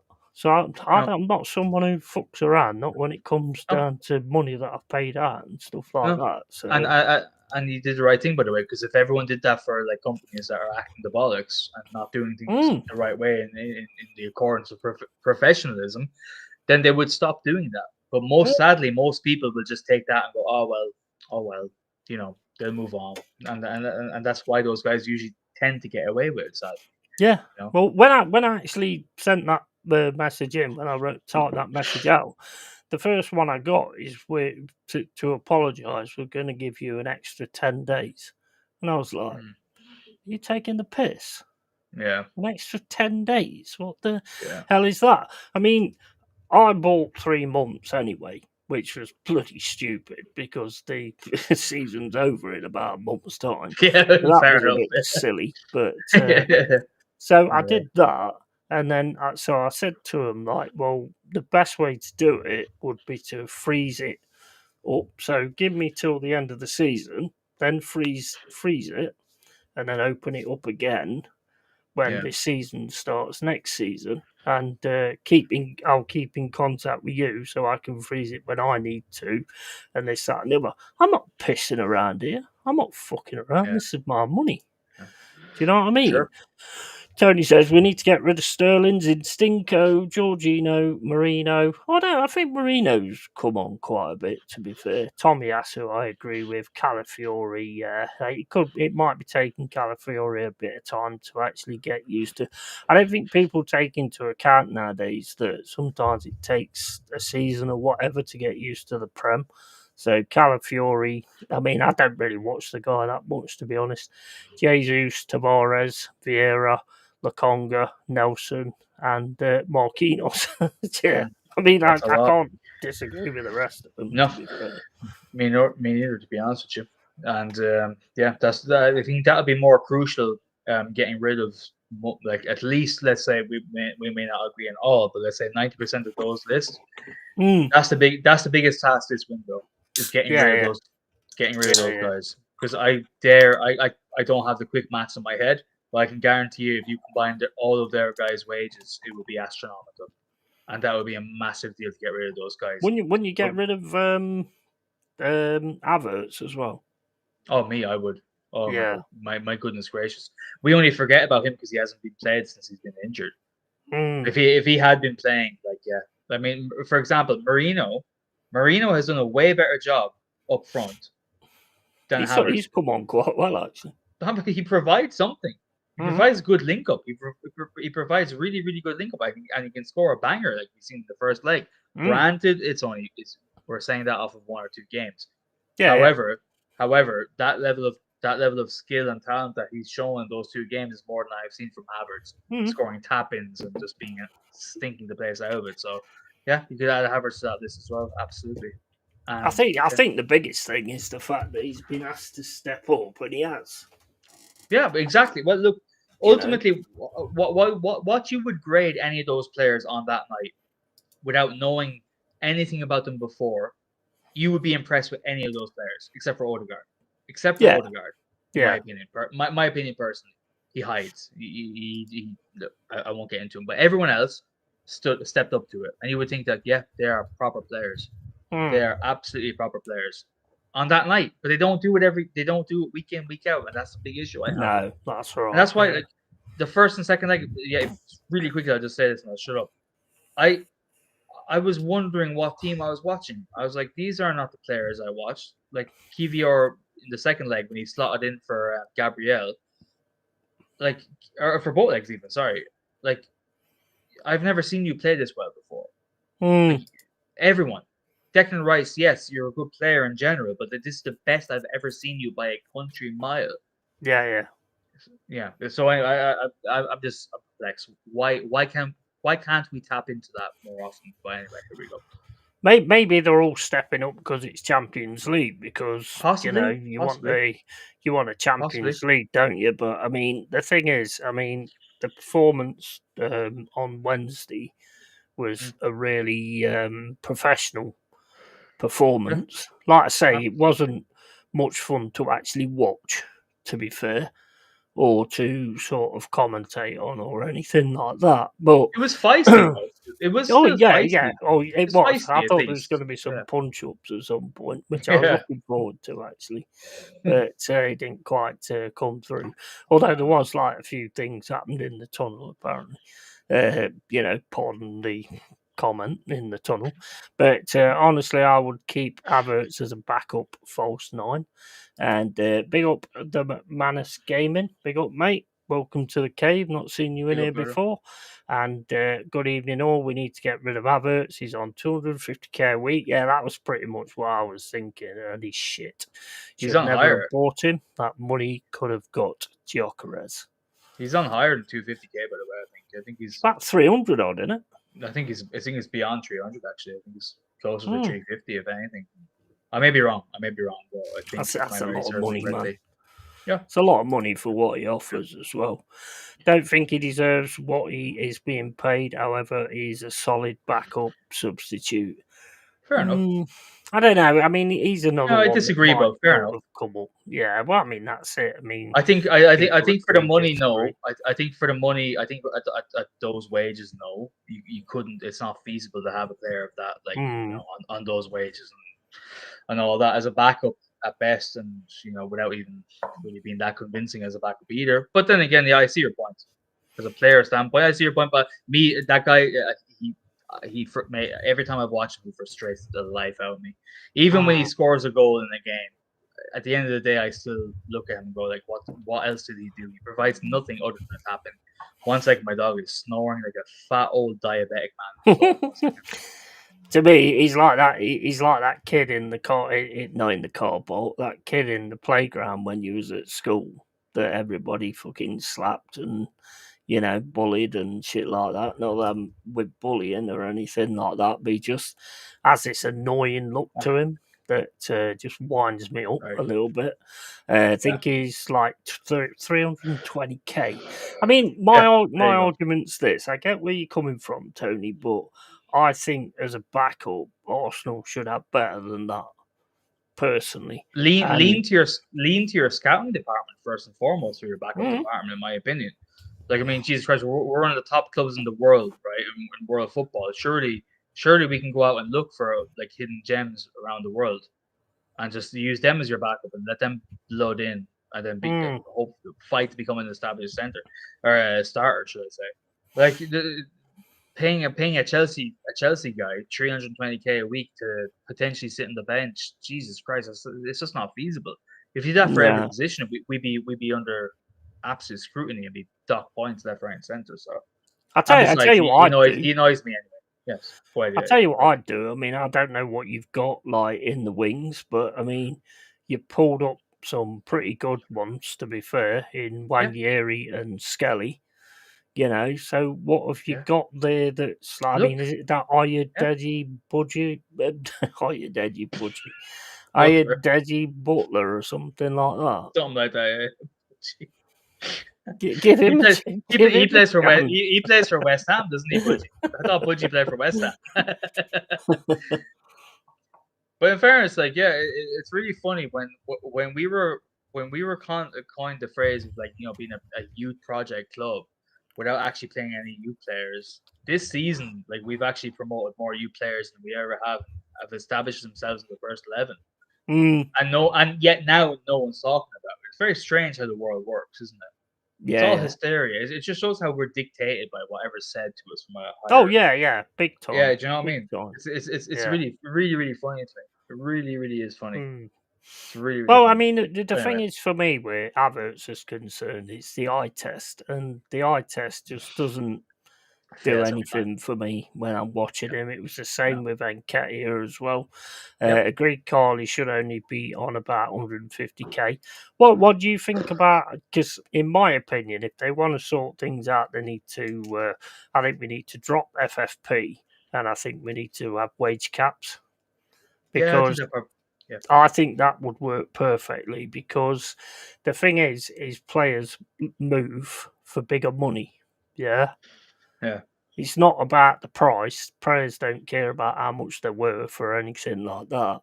It's about how much they're going to get wage-wise. And I think that's why if somebody comes in for one of our players, because I think we've got quite a structure of wage, and I think Newcastle's got quite a structure of wage and stuff like that. So that's the only way that a player could be persuaded to go to a Manchester City or an Arsenal or a Liverpool based on the wages. So that's how they're taking players off other teams and stuff like that. So I think the wage cap thing is a more better idea. Just cover this chat. Big up McManus, aka Jimmy Somerville. And big up Anthony over, aka Andy Bell. Dancers on any good roofs lately? Sometimes. And Tony Neary says, I think given time and proper coaching, 1 year is going to be special. Yeah, I agree. I totally agree. Too. Yeah, I agree. Talk about reversing back to the eye test. In regards to Nwaneri, that little kid passes the eye test every time. I think so. Yeah, it sounds so bad to say that. Let me rephrase that. Nwaneri passes the eye test every time for me. Every time I've watched him, he looks like he has something about him. As you said, Tony, in fairness, give him time and proper coaching, that kid could go on to do some incredible things. He's got passion. He's got drive. I think he's probably getting a little bit annoyed of being taken off all the time. You see, the thing is, his and this is what I was going to say. Like, I would wonder where could they put him in instead of Saka, because he seems to be he was slotting in at the right wing position. 10 when Saka. My goodness gracious, I absolutely agree. Get rid of Odegaard and put fucking Nwaneri in there. Give him a shot. That would be If I was manager, that's what I would do. 100%. That's where he seems to come alive. You know, as soon as he sort of gets into the middle and he starts trying to take people on, that's where he seems to sort of come alive. So I would say more that. Same as I would say Skelly, more midfield. Yeah, exactly. I mean, and the thing is with Nwaneri as well, he has that thing that I love and I miss so much about Arsenal players. Him, Trossard has it as well. They just take a fucking shot. When the opportunity, the ball rolls at a certain, whatever their football brains hits them the right way, they whack it. And more often than not, it goes in. It goes in. It just slots in. And it's just, you need that killer instinct in that player. Yeah. It's brilliant. It's brilliant. I don't want Nwaneri to disappear because Saka is back. That would be the biggest travesty of our club right now. If that happens. That's right.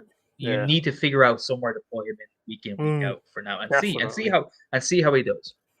And like you say, I mean, we need more players that's going to sort of drag it to the side and have a shot. I mean, exactly. You know, one thing that those two Declan Rice free kicks put in my mind straight away was, even though it's a dead ball situation, I was just thinking, why don't players shoot anymore? From like those kind of, in the number 10 spots or whatever, Saka will come in and on his left foot and stuff like that. But, there's a lot of players that they just take too many touches and all that kind of thing. Just smack it, man. Yeah. It's completely coached out of, man. You can see that across the board. It's not just one club or two clubs. It seems to be the standards across football in general. And it's really sad because that it's such an exciting moment when someone takes a shot when they shouldn't, and it fucking somehow goes in. That's what we loved, mate. Back in That's what we missed. Mate, exactly. Back in like the late 90s, I'm saying late 90s, that's the earliest I can remember that was old enough anyway. Like you'd see that shit every weekend. Someone would take a crack. Someone would take a mad crack from like a 35-yard line. Somehow it may go in or may not. Yeah. You have to respect. Look at that Murillo one. Look at that Murillo left foot against Aston Villa that come off the crossbar. What a shot, man! I mean, he'll do it. He does it all the time. He's a defender. Tony Neri, problem with wage caps is it leads to a lot of mediocrity and laziness in winning attitude from clubs. Just look at the American NFL. To be honest, I'm looking at it more in a way of like the teams that's classed as the smaller teams to keep their quality players. That's kind of so that then you can have a bit more of a competitive kind of thing. That's more the angle I'm looking at it.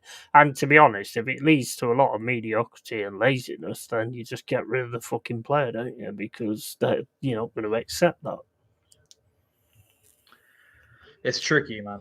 It's tricky. It makes it unfair, though. It makes it unfair. If you can pay a player, like say for instance, I don't know. Say I totally understand. Say you want a Morgan Gibbs White, yeah. And we pay him, I don't know what we pay him. Jez will probably know, he knows all the finances. I'm sure he's a fucking hacker, Jez is. He's like fucking doing war games on his Mac, Jez is, all the time, finding out all the finances. But it's like, if you got a player like Morgan Gibbs White, yeah, and you can offer him like 300k a week or something, and we only pay him 100k a week. You know, some players that's going to turn their heads, and it's always been like that. To be fair, see that's where I'm coming at. Like that's been football since I've always known it. Like so, I don't.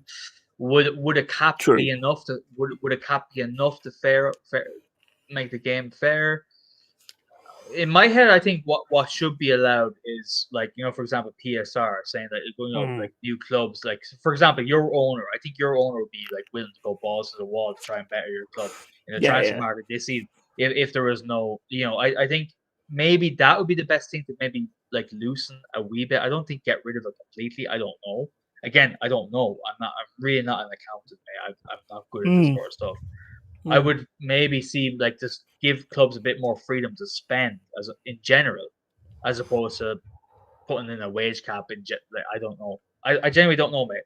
It's not where I'm at. I'm just looking at Morgan Gibbs White. Apparently, he's on. Look, this is just some random site I'm on. It says he's on 80k a week. Yeah, which is so much money. It's massive money to what, but in the scale of things, it's not. Like in the scale of football, it's not. But yeah. But then I suppose you also have to look at it at the fact of if a club's got to where they've got and they've got the big owners who can pay the big money, then they've always been the teams that can pick off. I mean, it's just one of those things, isn't it? Really, isn't it? It's one of those things where you want to hope that you've got players that are loyal. Who are like, yes, I can get that much. I mean, so you also got to look at it at that as well, because you kind of, if they did sign for other clubs when there was a wage cap there, then it's obviously because they didn't want to be at your club. It's not to do with the money. So I suppose it's a bit of a catch-22, really. Tony Neri says it's not laziness from the players, it's from the clubs. Or to explain it at chat, but if you watch the NFL for decades, teams use wage caps as an excuse not to win. Oh, okay, I don't watch it, mate, to be honest. So I don't know about that. I'm just trying to look at a different way from FFP, because when these teams come up into the league, you know, they get it by FFP. Do you think they should get it by FFP, the ones that just come into the league? I don't think so. I don't think it should be as strict as it is for you guys anyway. You know, being hit with like just for the first season. Just for the first season. No, but I mean, like any team, say in top flight football in general, especially the Premier League, right? It attracts so much attention. Generally, those clubs have very, very, very wealthy owners that have a lot of money to play around with, right? So why sanction, for example, you guys to not well you spent 40 million but you shouldn't have, and then dock you say a few points. Like, it doesn't make sense to me. You're in the top flight of football. You're here now. You have an owner that can afford it without taking the piss. Like, just again, it's hard for me. I'm not that clued into it, mate. So it's hard for me. I don't think you guys should be penalized as harshly. It's probably the best way I can summarize what's in my head. Certainly not as harshly. Yeah. Maybe that would be better, not as harshly, because you could get clubs who go down and then come back up. They could take the piss. So there is always because I'm sure those measures are in place with some rationale to a certain degree. But again, they seem horrifically unfair when the penalty is being exercised. Only when the penalty is being exercised, it seems harsh. But the philosophy seems okay. The principle of it seems okay, should I say? Yeah.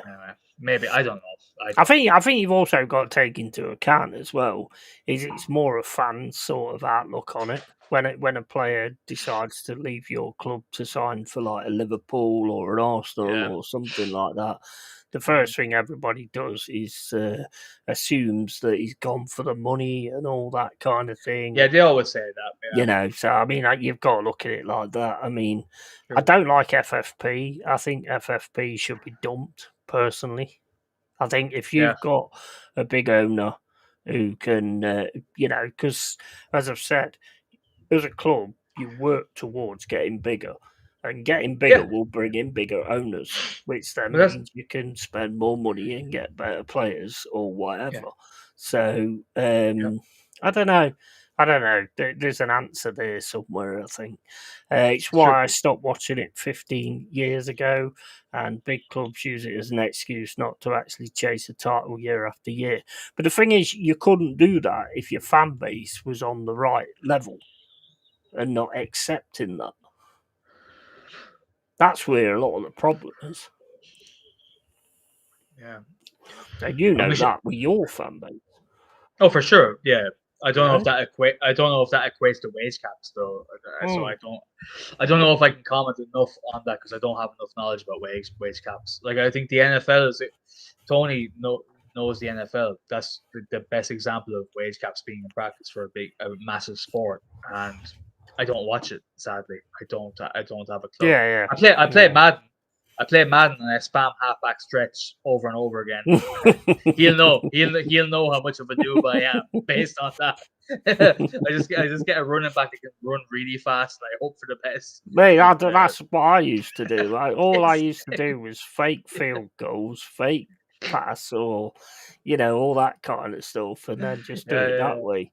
I never did the one where you try and run through everybody. I always did the one where you tried to get it to the receiver, to catch it wherever it was. I just run like fucking hope for the best. That's all I do, man. I'm clueless. Fair enough. And fans just accept it. We can't afford for the next 5 years, so they are content waiting 5 more years. Yeah, you've got a good point. You have got a good point, and if you've got the good owners, then you're going to be able to pay them more money as well. So I suppose if you look at it like that, where you're trying to get a big owner, he's going to pay more money for the player, give you more money, and then he's going to give more wages because that's what makes you the bigger club, isn't it? So because you're bringing in more money, obviously. So yeah, I get where you're coming from. And the owners eat it up and keep taking their money year after year. Yeah, I see what you're saying. I mean, it's a difficult one to sort of sort out. I mean, when you come up into the league, getting like, I think. What do you think of that though, Tony? Do you think like when you first come into the league, that you don't get hit at least for one season? So you can actually manage to build a challenge to stay in it. Do you think that's a good idea or not? Yeah, I couldn't see. I think the PSR thing is unfair. That's all I will say. It's unfair how harshly they target like you guys, Newcastle and other clubs, any other club that shouldn't be able to spend a certain amount of money. I think if you're in a league when you have so many clubs with massive billionaire owners that are willing to spend, let them spend it. Just let them spend. If they want to, let them fucking spend. That's just the way I see it to a degree. Anyway, with a certain, again, I'm not a fucking genius at this sort of stuff, but yeah, let them at least exercise their will for success, I guess. You know, I agree. I do agree with what you're saying. As in, you know, getting a bigger owner is going to obviously mean that kind of thing, so you can get bigger and sign the players and stuff. I think it's just annoying for the teams that's like trying to get there, but you've just got to suck it up, haven't you, and just get on with it. But it's not fair though. I mean, I sympathize massively because it's not fair. Like, I mean, you're seeing like let's say the top 6, whatever they call them now, big 6, whatever clubs. Like just like yeah, I know their earnings are massive and all that sort of stuff, but like that's not fair to a club. Say like Forest. I'm just using Forest because that's I just think of them. Coming up from the championship in 3 years and expected to be able to hold the same ratios that Arsenal, Man United, Man City, Liverpool, and all those places are turning in terms of profit, as an accordance for what they're allowed to spend. It's not fair. No, you're both in the same fucking league. If you have an owner that wants to spend a certain amount, then fucking let him. Because eventually, what that will do is, you know, any club in the Premier League would be an open play field for any big billionaire that wants to have a bit of fun football and wants to have ambition. And if the standards are set so high by, like, say, 50% of the clubs in the Premier League, if another club is bought by a rich guy, which obviously you'd have to be rich, and they're not doing that, then the fans will be like, hey, what the fuck? Why are Forest doing that? It'd be much more transparent. Be like, but you're just clearly not spending. You would remove the guise of, oh well, legally we can't, or wage caps we can't. And that's what bothers me, because that gives those, I won't say the word, I nearly said it, those prick owners a perfect excuse to just sit back and have fun. Like what's happened in our club. I know we're up there now. We're very high. We've always been, in fairness, but at the same time, for what the club we are, our owners have been using excuses on excuses on excuses, and fans have been lapping it up, and that's the last thing you want, because that's where your club dies. So, anyway, I'll shut the fuck up now. I've been talking way too long. No, I agree. And PSR is not fit for purpose, says Mama. No, I mean, to be quite honest, I mean, thinking about it now, Leicester came up into the league, and this was before FFP or PSR was anything anyway, and they won it. So if a team comes into the league and they're first time, why should they get a year without PSR? So if that's the system that they're using, which I don't like it, there could be another way they could do it, or what. I don't know how they do it. I've no idea. I'm like you on that one. I don't know. I'm not paid to make those decisions or anything like that. But so I get that. I do understand that, because, like I say, you've only got to look at Leicester as an example. They came up with the same team pretty much. And they won the fucking league. So, you know, obviously shows that if you've got what it takes and you've got the players that it takes, you can do it. It's why the English should not allow American ownership of teams. Look at what the Cronkies have done with Arsenal. We don't win shit. Yeah, our fan base is brainwashed and keep pumping in their money. Yeah, absolutely. There you go. Absolutely. But isn't that what the old plan is anyway when they take over these clubs? Yeah. You know, the biggest thing is to get your fan base on board. Do you know the major thing? The major takeaway from me, like, because I always look at the ground source of the problem. The ground source of the problem is not a big fat fucking prick billionaire coming in and taking your club. It's the fan base allowing. It's the fan base. I mean, for Arsenal, like, you know, I know there was silk sheets shoved over our heads when the move from Highbury to the Emirates was put. But, like, I don't know. Like, I mean, it's up to the fan base back then, at root source, going, why are we leaving our most heralded ground? Why? What? Well, we'll have 20,000 more ticket capacity. Accepting. Who does that benefit? Who does that benefit? Or no, we're not losing our home. And do you remember? Yeah, we had a conversation about, like, I don't know if it was last year or whatever. It was a while ago. But remember there was talks about you guys maybe leaving the City Ground. I was like, please fucking don't. Remember? No, same here.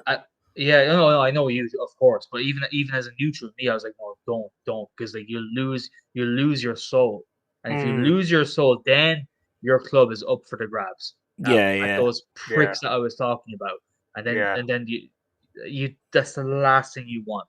The Premier League, never mind PSR, never mind all that sort of stuff. The thing the Premier League needs more than ever right now is all clubs holding on to their heritage, holding on to their terroir, holding on to their sense of place, their communities around them. That's what's the most important thing. Yeah. For me, for my selfish self. Yeah. That's how I feel. Yeah. I agree. I totally agree. American owners have mastered the art of brainwashing the fan base, milking them for every dollar and not prioritising winning. Yeah, absolutely right. And the Saudis are proper owners. Spend whatever you like. Winning breeds dollars because real people love winning. Mate, I can't not anything you've said, really. I think it's absolutely spot on. He's on the ball.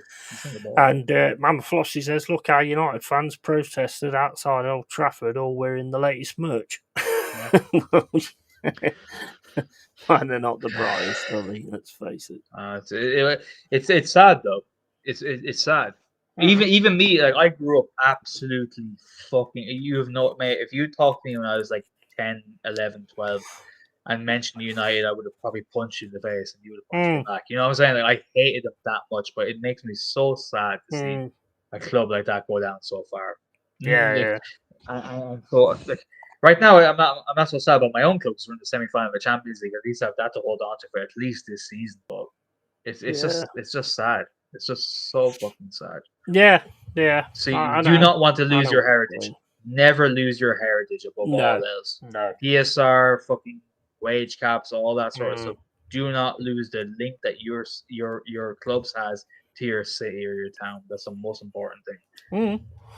Definitely, 100%. I mean, and I think you see, for me, one of the worst things that happened to football was the COVID thing, where they could sustain themselves without the fans. Yeah, and I think that has actually sort of like put them in a situation where it's like, we don't need you lot anyway. Yeah, you know, we've done it without you lot and all this, that, and the other. So I think that was a big sort of hit on the fans not being able to go into the ground and the game still going on and stuff like that. So I think that was a big thing where they got a bit of the upper hand, the owners and all that kind of thing. Absolutely. But Newcastle, in my opinion, and I think, and we as well, because we've got a lot of fans that are on the waiting list to sort of get in when all the improvements are done. And I know for a fact, Newcastle, if they start to do what I believe they will start to do, I can see it coming because they've like left it 2 windows. Yeah. So they've got a fair amount of money to spend without getting PSRs or anything like that. And you can bet your bottom dollar they're going to bring some absolute quality into that team. And they still, well, actually, they got rid of their ground, didn't they? But I think they will totally sort of build and they will have loads of fans. Did they get rid of the ground or did they just change the name, didn't they? Did they change the name? I don't think so. It was when Mike Ashley was there. Am I right, Mama? I don't know. Not to my knowledge. I just know St. James's Park. That's all I know. Yeah, is it? I thought it changed the name. JD Sports Arena or something like that. Not to my knowledge, Not to my knowledge. Mama will have to tell me on that one. Mama just proved my point. Man U, American owners milking every dollar out of their fan base and the Lemons showing up to protest wearing the new £150 kit. And I think another thing that's the issue as well is the fact of if you give up your season ticket, there's somebody else waiting to go there. But that's the thing. Once the rot is set, that's it. That's it for life, and that's why you need to cull it at root source immediately, and hold on to your clubs like no tomorrow. You have to. You absolutely have to, because there's no getting it back. The minute if you lose your club by an inch, it's lost forever. Not by a mile, forever, in my opinion. Oh yeah, 100%. From what I've seen. You've got to keep your identity 100%. You have to. And Tony says Man United has been shit for years now. Stadium collapsing and the brainwashed fan base keeps showing up and spending money hand over fist.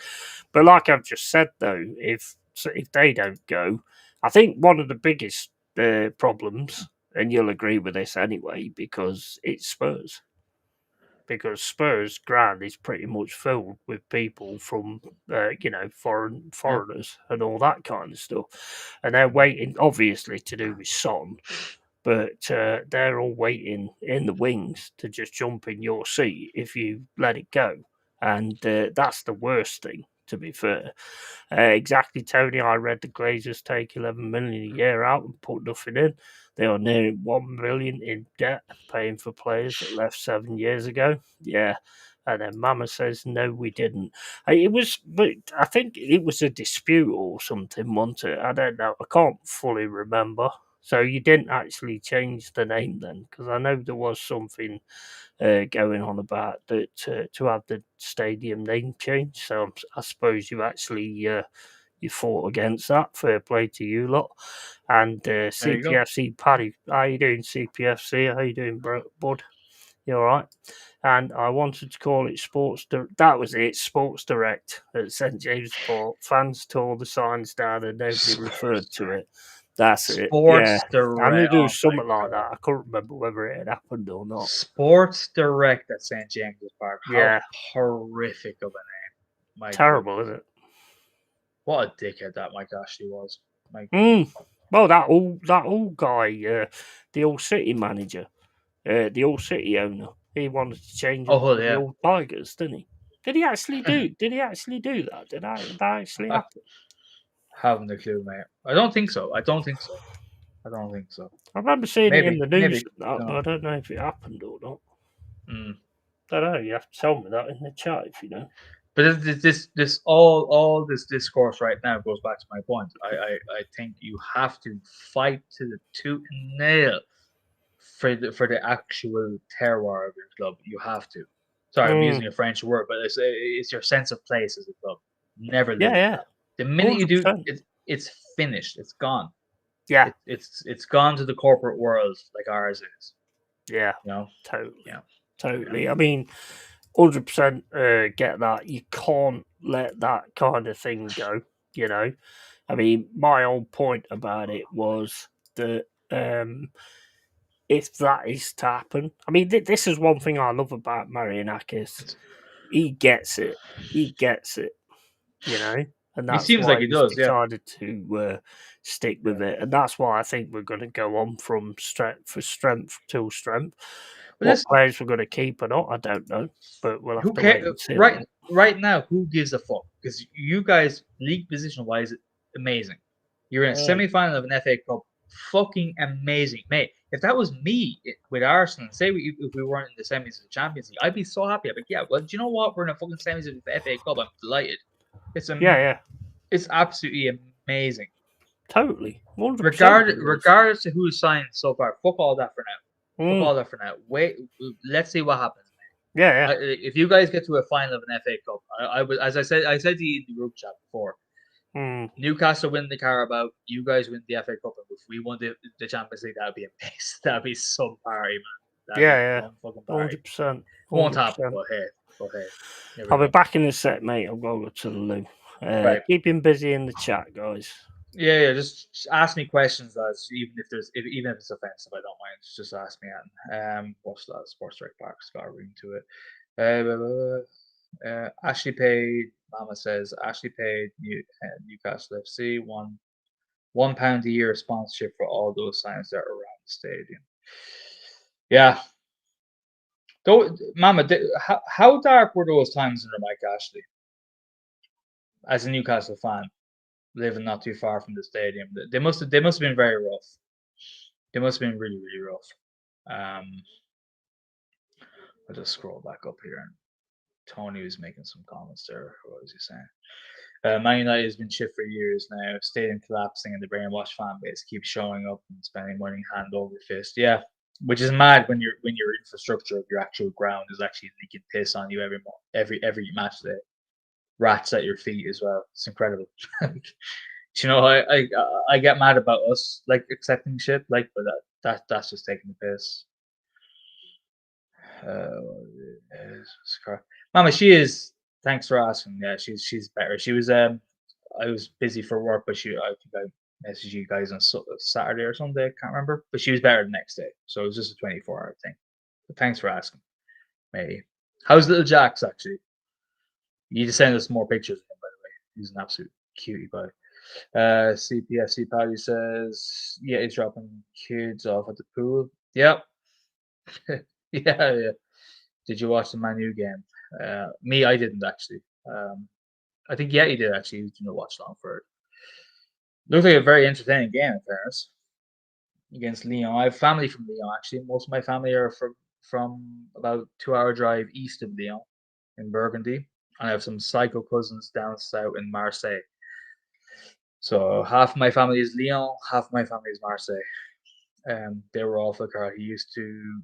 Mama says they were all for Carl. He used the club to fund other businesses. Wouldn't spend any money at the club. Yeah, dark times. Yeah. No, but you know what? It's nice. It's nice that fucker has gone out there, Mama. And look, already you have a trophy to your name. It's already a win this season. You know. That was, by the way, that was a great match to watch. It was really nice seeing you fucking live, like actually celebrating. It was awesome. It was fucking awesome. It was really, really good. He's doing great at 6 in the house all day. He's 2 pups charging around. That's what life's about, man, isn't it? Having positive life forms around you, isn't it? Dogs, your family, just good vibes. What more do you want? You've won. You've won, matey. You've won in life. You've absolutely won in life. Me right now, I have a big, massive 50-something kilo dog snoring. He sounds like right when he's snoring on the ground. He sounds like an 8-year-old, 17-stone diabetic man dying on my floor. Yeah, it's so bad. CPS, who do you support? Yeah, it's Arsenal. Yeah, Arsenal. Unfortunately, although fortunately right now because we're in the semi-final. But yeah, Arsenal. Always been Arsenal. Budgie, big up, man. Big up the old West Ham guard.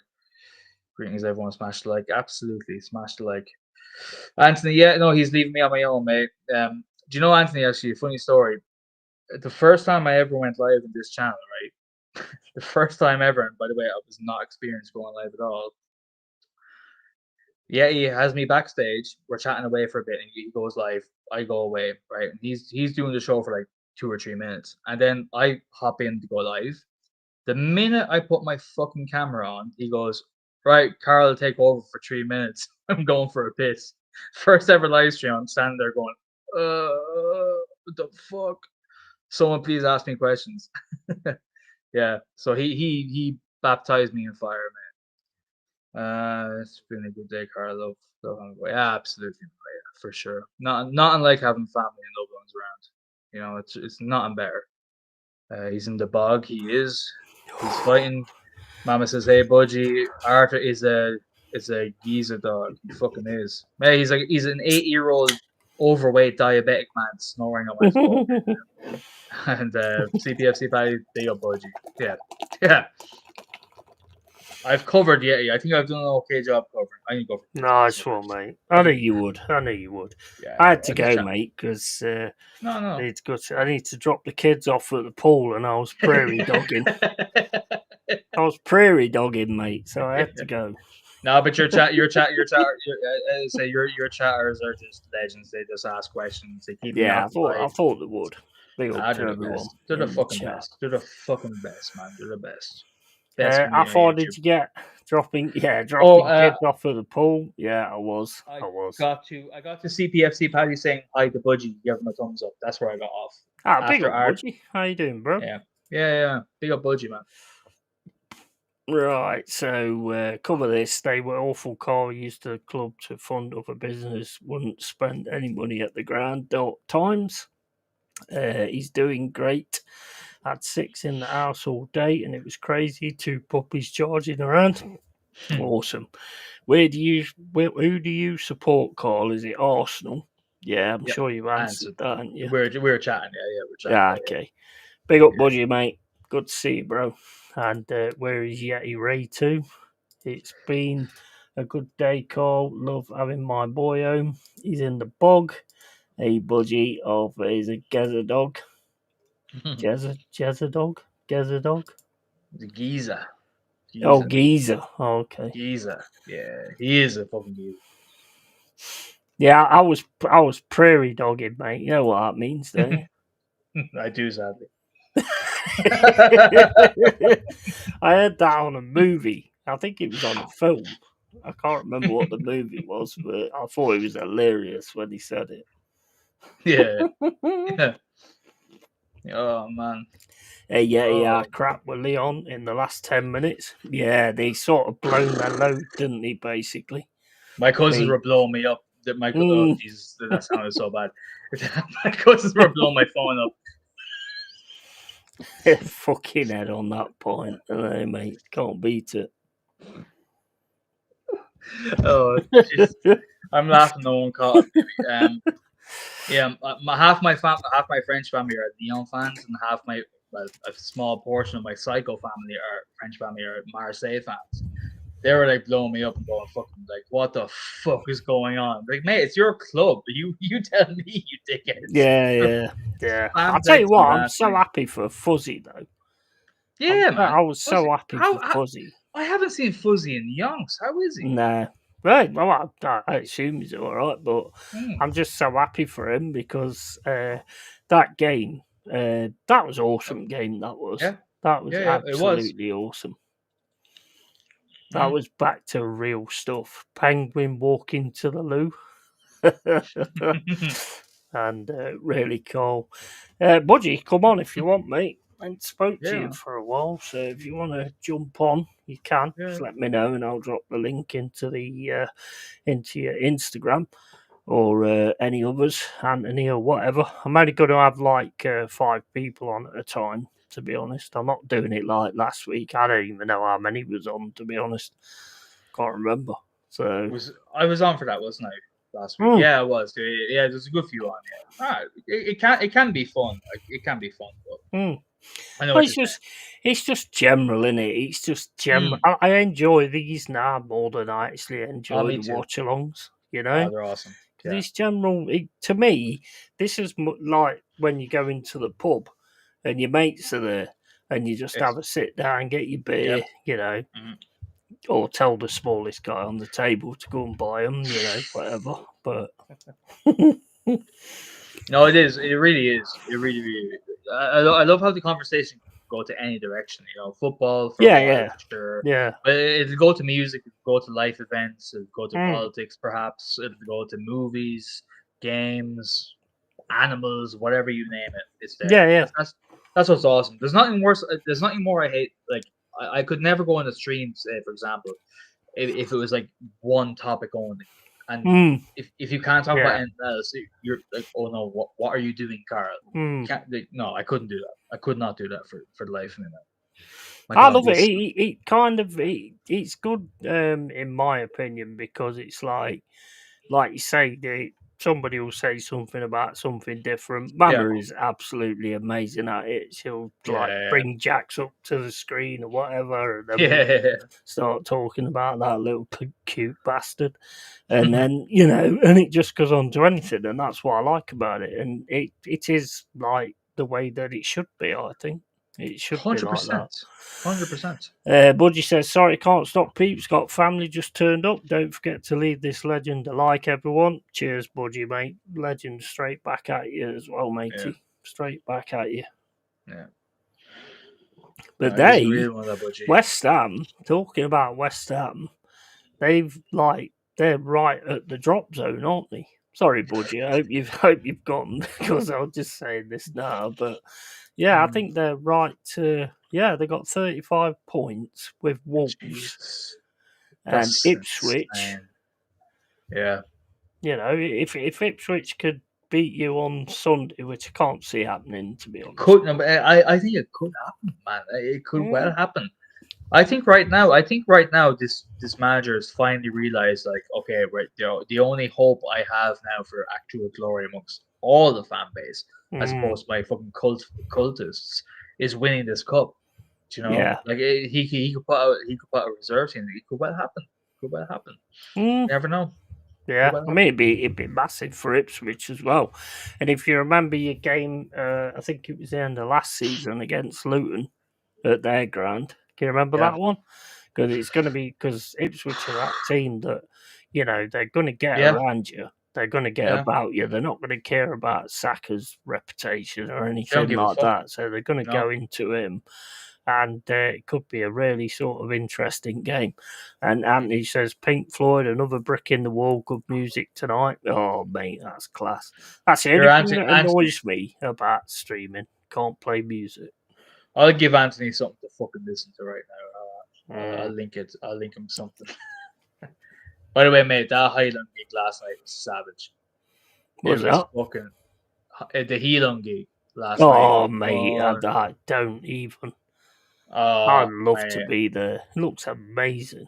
It was. I've been there now 2 years. I think no, they came in. Yeah, but essentially 2 years in a row, mate. Unbelievable. It looks phenomenal, man. The whole scene and everything just looks amazing. In fact, I'm going to show some of your pictures. Yeah, go for it, mate. It just looks quality, man. I would love to see Heelan live. I'll put the link in the chat as well, just in case anyone wants to. The state of my voice. Right, let's have a look. Hold up. Let's get this sorted out here. Right, so share screen. I nearly got kicked out at the start, but it was terrible. What you did? Oh, did you really? Wow. Yeah, I'll tell you why. It's because I'm trying to fight everybody again, are you? No.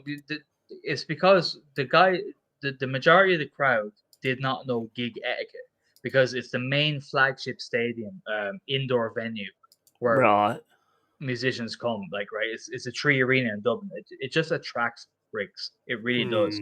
When we saw him last year, it was it's a theater called the Borgosh Energy Theater. So to go there, it's not so obvious. You had to really know the band. Everyone was like being chill and it was all that was great. But that venue also would hold, like, say, I don't know, Lady Gaga or something like that. Yeah, that's the girl singer right there. All the runic. Oh, it's fucking amazing. It looks fucking awesome, man. Look lighting and everything. Look at that.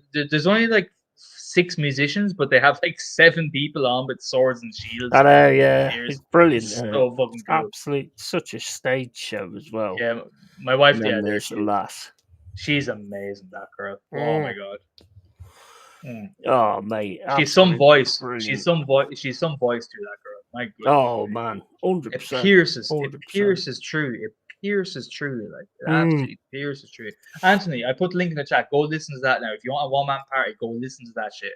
Yeah, definitely. You'll absolutely. And there's the link to get on as well if you want to. So I'm not going to have too many on. It'll only be about 4 or 5. That'll be it. I might have to hop off soon anyway, mate. So whoever wants to hop on. Yeah. Well, that's kind of how I was going to do it. Whereas it was going to be me, you, and Mama anyway. And then I have 2 people that could come in, and then they'd stay on for so long, and then I'd drop it from them. Whatever. And by the way, thanks for having me on. By the way, mate. I don't take it. Yeah, no worries. Oh, by the way, yes, I watched the UFC.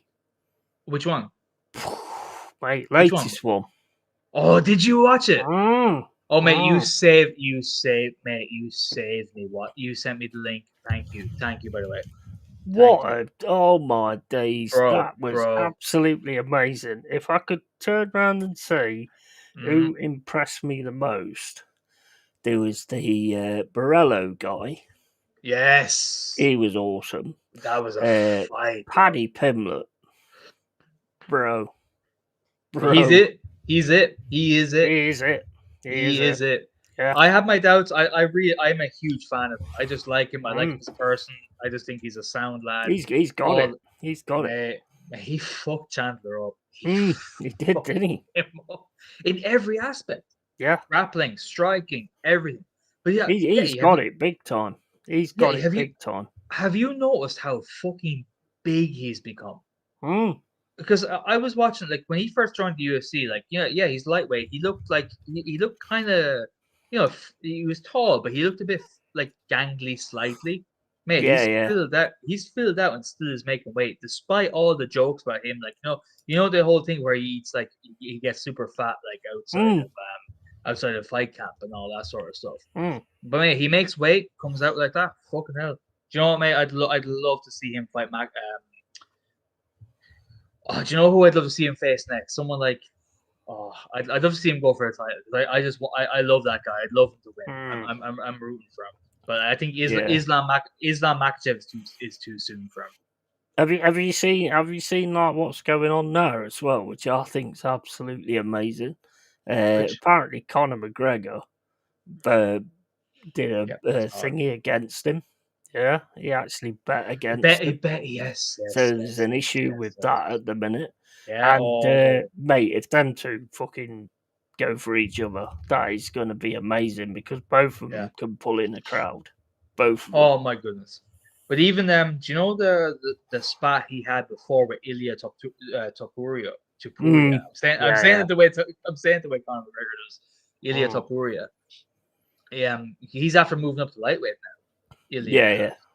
So he was saying if he wins his next fight, Paddy wins his next fight, that'd be a great title shout. Like, no, listen, mate, I love MMA so much. So whoever's fighting, I'd be there. So. Volkanovski, that's the best I've seen him for ages. But I did think Diego sort of held off a little bit personally. I struggled scoring that fight. Stage fright, I thought. Personally. I struggled scoring that fight. I really did. I struggled scoring that fight. Yeah, I mean, he got like a few knockdowns and stuff. But Volkanovski, I mean, you could see that Diego, if he actually proper went for it, he could have knocked him out.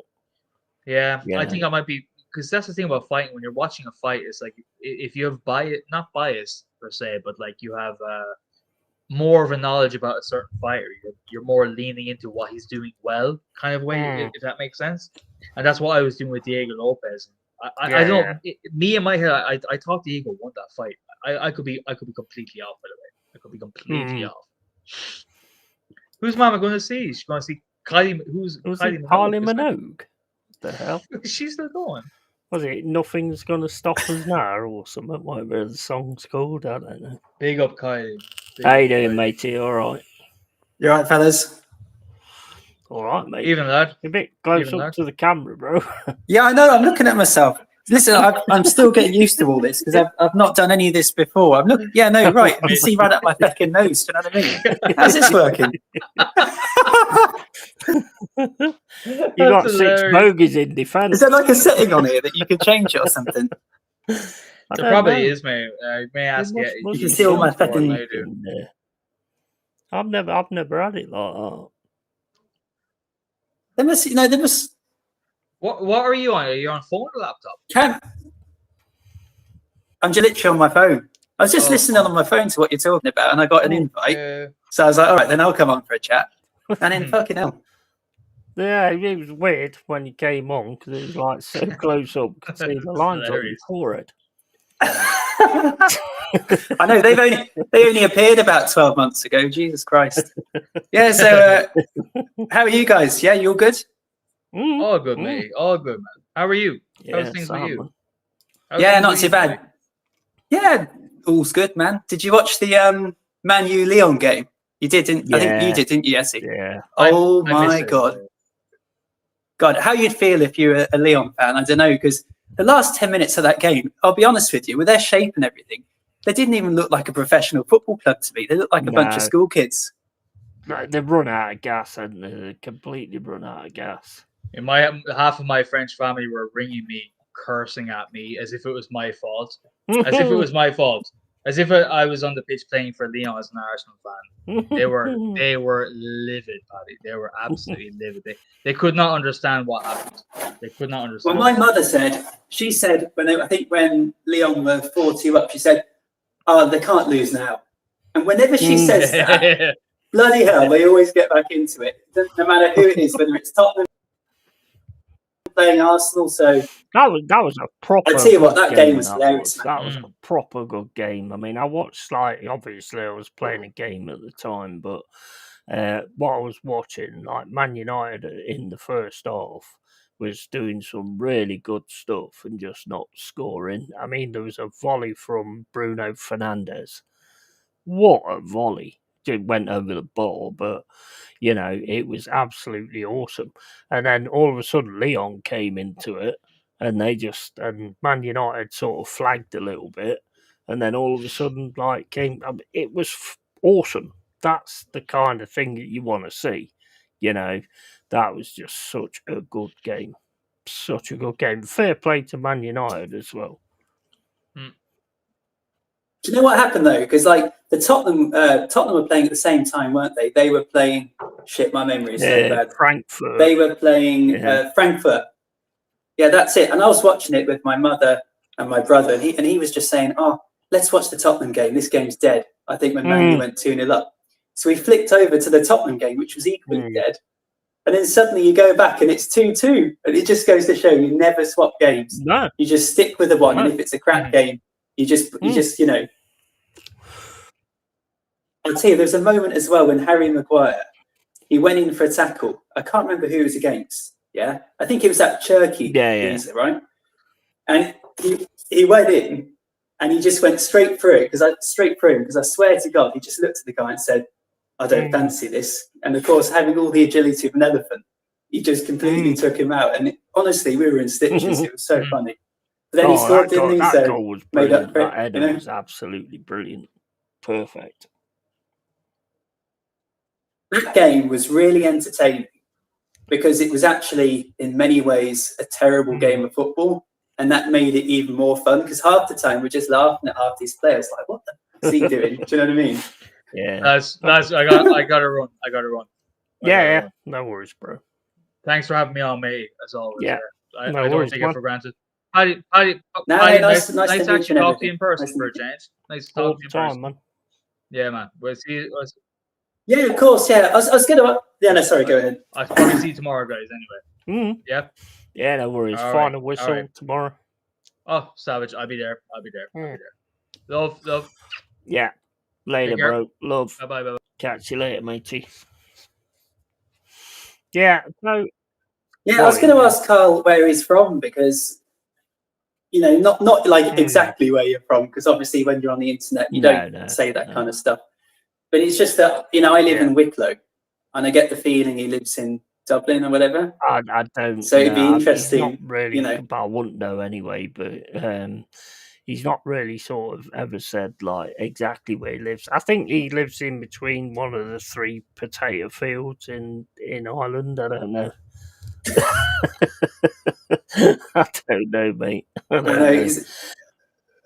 Well, you can't ask him exactly where he's from. If he says, I'm from Hackettstown or something, I'll know there's only about 10 people in Hackettstown. So, you know what I mean? It's like, right. I don't think he'd give that kind of thing away anyway. But Anthony says, what the fuck did I just watch there? Was that Yeti on stage? And the son loves her, and his hubby might not be able to go, so I have been roped in. So you're going to see Kylie Minogue? Oh my days! Is she actually still around? Oh, she's probably still. I only know one around. of her hits. I know 2 now that you said that one. that just popped in me. I know that one, and I know that. Is it I Can Be So Lucky? That's Kylie Minogue, isn't it? That's the one. That's the only other one I know. There was one with Jason Donovan as well, wasn't he? When they first went into Neighbours. Fucking hell. Shows how old I am. Shall I tell you who I've been to see twice? And they were absolutely epic. Cool. Level 42. Yeah. I used to like that. I like Mark King, who does that. Yeah, that's it. Yeah. Yeah, I like Level 42. He's absolutely epic. He was so good. It was unreal and so good with the crowd as well, you know? Because they used to do a gig in the Birmingham Symphony Hall, and used to go there every year and do it and everything. So every time they came, I went twice, and the second time I went, I kind of thought to myself, I'm not going to do this again, because it kind of spoilt it slightly, because the first gig was so awesome that when I went back and saw them again, it was almost like it took away a little bit. Like, they weren't worse, they were just as good. Yeah, but, do you know what I mean? Yeah. I mean, one of the best bands I've seen, to be honest, live has got to be Shinedown, because they involved the crowd massively. I don't know if you know Shinedown. I don't know what your music taste is, but it's like Christian rock metal kind of thing. And they was fucking amazing. The way it did, just the little things that they did on stage was like, just look towards the person that's next to you and just say hello, because nobody ever talks to anybody anymore and all this kind of stuff. And it was epic. It was absolutely epic. Brilliant band. If you haven't heard them, check them out, mate. But I don't know what you're into, if you like the rock music and all that kind of stuff. So for me, if it's 70s or 80s, I've probably heard of them, even if it's not my thing. So, like, I listen to like R&B, funk, these are later new wave. So I think the only band I know that's kind of even approaching kind of metal in a way is probably Nine Inch Nails. Yeah. So I don't know where that is on the spectrum. Well, I mean, I like 9 Inch, but I can't really go much heavier than that. Probably a little bit more of a metalhead than you are in that respect, because, you know, I like Cradle of Filth, I like Parkway Drive, but I mean, these are past the 80s. I mean, Skid Row, Motley Crue, all that stuff back in the day, you know, with me red leopard skin lycras on and all that kind of shit. Do you know, I've heard of all these bands, because when I went to uni, my mates at uni were really into metal. And we used to go to some of the rock bars, and we went to one in, was it Nottingham? Yeah. There's a really famous one. I think I mentioned it before on one of your streams. Was it Rock City? Is that it? Or am I wrong? Yeah, Nottingham. Is that Rock it? City. Massive venue. Yes, I went there. Is that a venue? Is that the one that's on like 3 levels or something? It's not on 3 levels. There's 2 levels, I think, to Roxy. Unless there's an extra part up top. I don't know. I never saw it. But I think it's about 2, maybe 3, because you've got a balcony on one of them. So I suppose it could be 3. But I mean, I've seen loads of bands there. Used to go there every Friday night and stuff like that back in the day. Remember when we was going to go there? And we was young. I was about 13 years old or something. And we thought, let's go to Rock City and see if we can get in there. And we had all these wigs, right? And there was a black wig, there was a brown wig, and there was a white wig. Yeah? Guess which one I got? The white one. I had no chance of getting in there. No way. Just looked at it and went, took it off my head, and that was it. I didn't get in. Them fuckers went in at all. Just left me standing outside. Well, do you know, this is how out of touch I am. All my mates have said to me, we'll go to Rock City and we'll go have a dance in the mosh pit. Yeah, I used to love that. But this is the thing. When I went, I thought it was going to be like an actual pit that you walk down into or something, but it would be like a novelty, and you go down there and there'd be all people jumping around. It's lethal. And it's just like a dance floor, and I thought, it's lethal. You know? I mean, you look at some of the concerts now, some of the gigs, and you just look at the crowd, and the old crowd's just fighting each other and chucking everybody around and all this, that, and the other. The mosh pit was awesome. I used to love sort of going into that kind of thing. And you're just pushing everybody away and just knocking people out left, right, and centre and all that. It's crazy. Good times. Yeah. I mean, for me, when I went, like, it wasn't really violent or anything. It's just people jumping up and down and kind of like listen to each other. And then you just walk in and can get do it violent. A bit, like, it depends. Really? It's like, when people start pushing each other around and stuff like that, you know, there can come a point where it does get a little bit like that. Not to the point where it's nasty, just like an elbow here and all that kind of thing. But it's just awesome. It's awesome. You just get in there, and then it just becomes like, it's a bit like a tornado. It's a bit like a tornado because everyone's going round and pushing each other about and stuff like that. It's hella fun. It is. I mean, if you're absolutely off your tits, I wouldn't advise going in there because you're going to get knocked over all over the place. I'll be honest, I was pretty drunk at the time. I just remember kind of going in, and then I remember afterwards waking up in a park that was nearby. Well, we didn't wake up in the park. We didn't. No, that's a bit. It didn't quite happen like that. But I remember the sunlight coming up. Is there a big park next to a hospital or something in Nottingham near Roxy, near the city centre? I don't know. I was normally that out of my face. I wouldn't know what's around it, to be honest. Well, do you know what? I like Nottingham. I thought it was cool when I went. It was certainly nicer than Derby in that it had a lot more going on, and it felt more like a proper city. Not being disrespectful to anyone who's from Derby in the chat or whatever, but fuck them. Be disrespectful to them as much as you like, mate. I don't care. Well, I lived there for 2 years. Do you know what I mean? So it's not like I'm talking out of my, you know. Do you know what I mean? It's like Derby had some.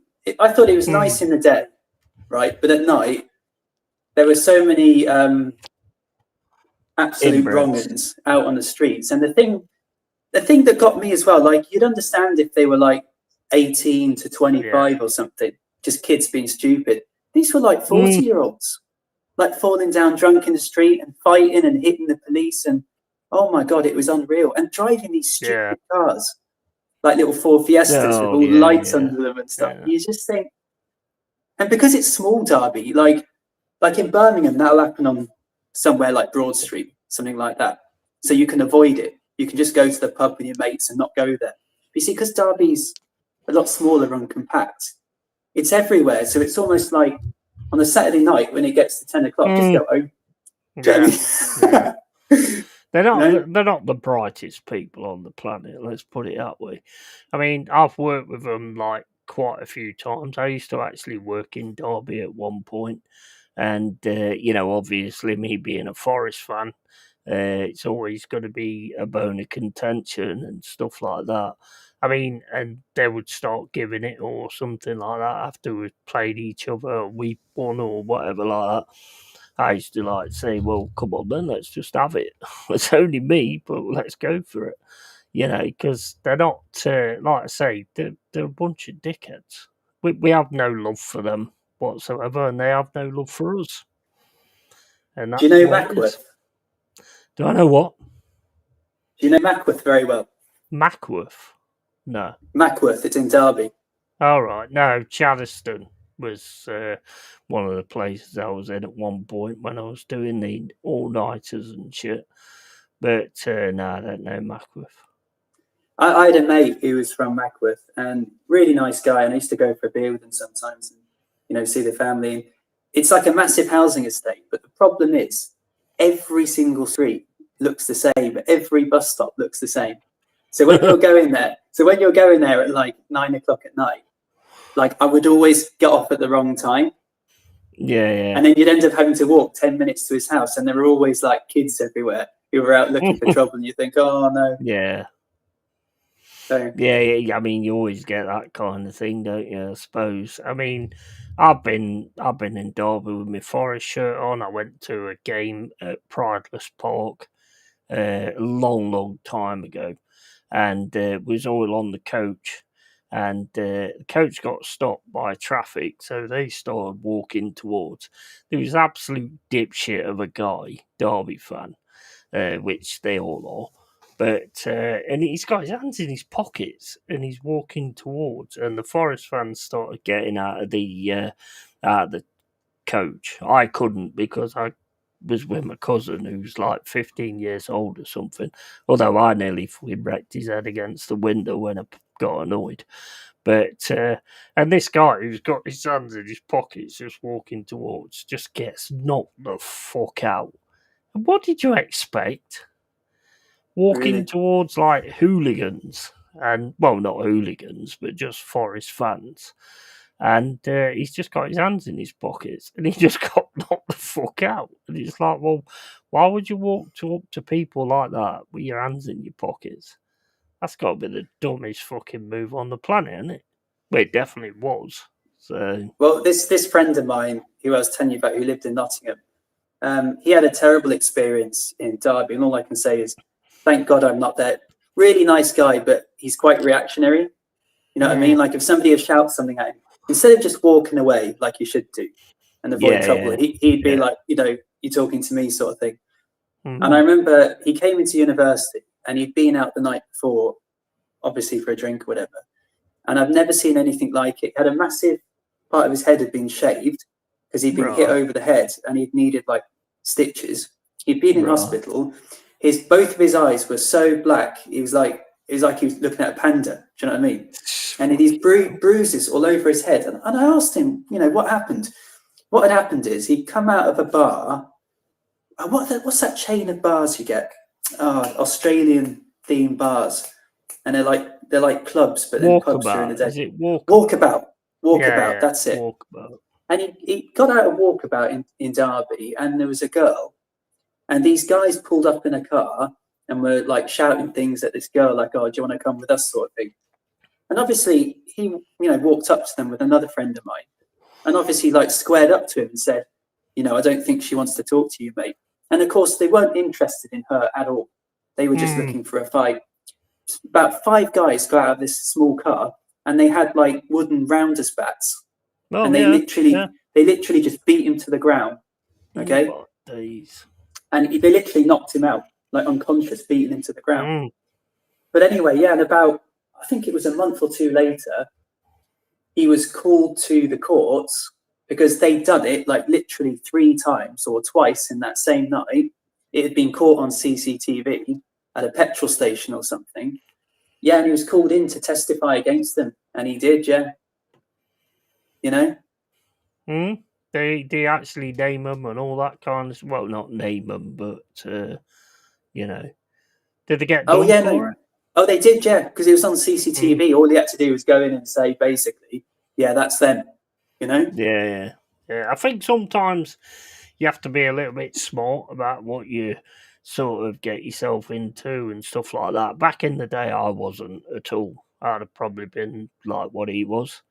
You know, if somebody said something, I used to like, I got to a point when I was in a club or whatever, and I'd hear voices or I'd hear somebody say something, and I'd sort of like knock it back, whether I'd heard it or not. So it was like, you got to be sort of careful. You've got to have your fucking brain about you, because the problem is nowadays is people don't just fight one-on-one. You're going to get like 4 or 5, 6, like he did, you know. So you've got to be careful. And then you've got a situation where they're pulling up in cars, which I've had that situation as well, because I caught a guy in a nightclub who was like peering into the women's toilet. And I went, "You fucking weirdo," and all this, that, and the other. And me and him was arguing outside and stuff like that. And I smacked him. And then this guy sort of came running over, saying he was the police or something, undercover copper or something. And then he sort of pushed me, and somebody sort of like dropped down on all fours. So I went over them onto the floor. And then this guy he punched me in the shoulder, I think, because he broke me collarbone. And then all of a sudden, this car pulls up, and I saw these baseball bats. And I was like, holy fuck, here we go. And it weren't about me. They went for somebody else or whatever. Crazy night, because you can have those crazy nights, like, anywhere, really. But, I mean, what I was doing was the right thing, because he was pervert on the women. Well, it's funny you say that, because you reminded me of something that a relative of mine said. And this wasn't in Derby, this was in Birmingham. It's actually in Solihull. And there used to be a club. There used to be a pub there. I can't remember what it's called. Really nice couple that I'm talking about here, and they're not people who go out and about clubbing or anything like that. Just go out for a meal, and it's like, should I have a beer afterwards? Okay. And they went into this pub, and all the way to the ladies' toilets, there were just a line of men on both sides of the corridor. And when she went to the toilet, I shouldn't laugh, but it was funny when she was saying it the way she told it. Literally, as she walked through, they just like, do you know what I mean? They both just like, I'm thinking, oh my God, it sounded like the most disgusting thing. All old men I've ever heard. But yeah. Yeah. Just give me a second, mate. I'll be back in a sec. Yeah, sure. Right. I'm going to have a look at the live chat, if I can work out how to use this bloody thing.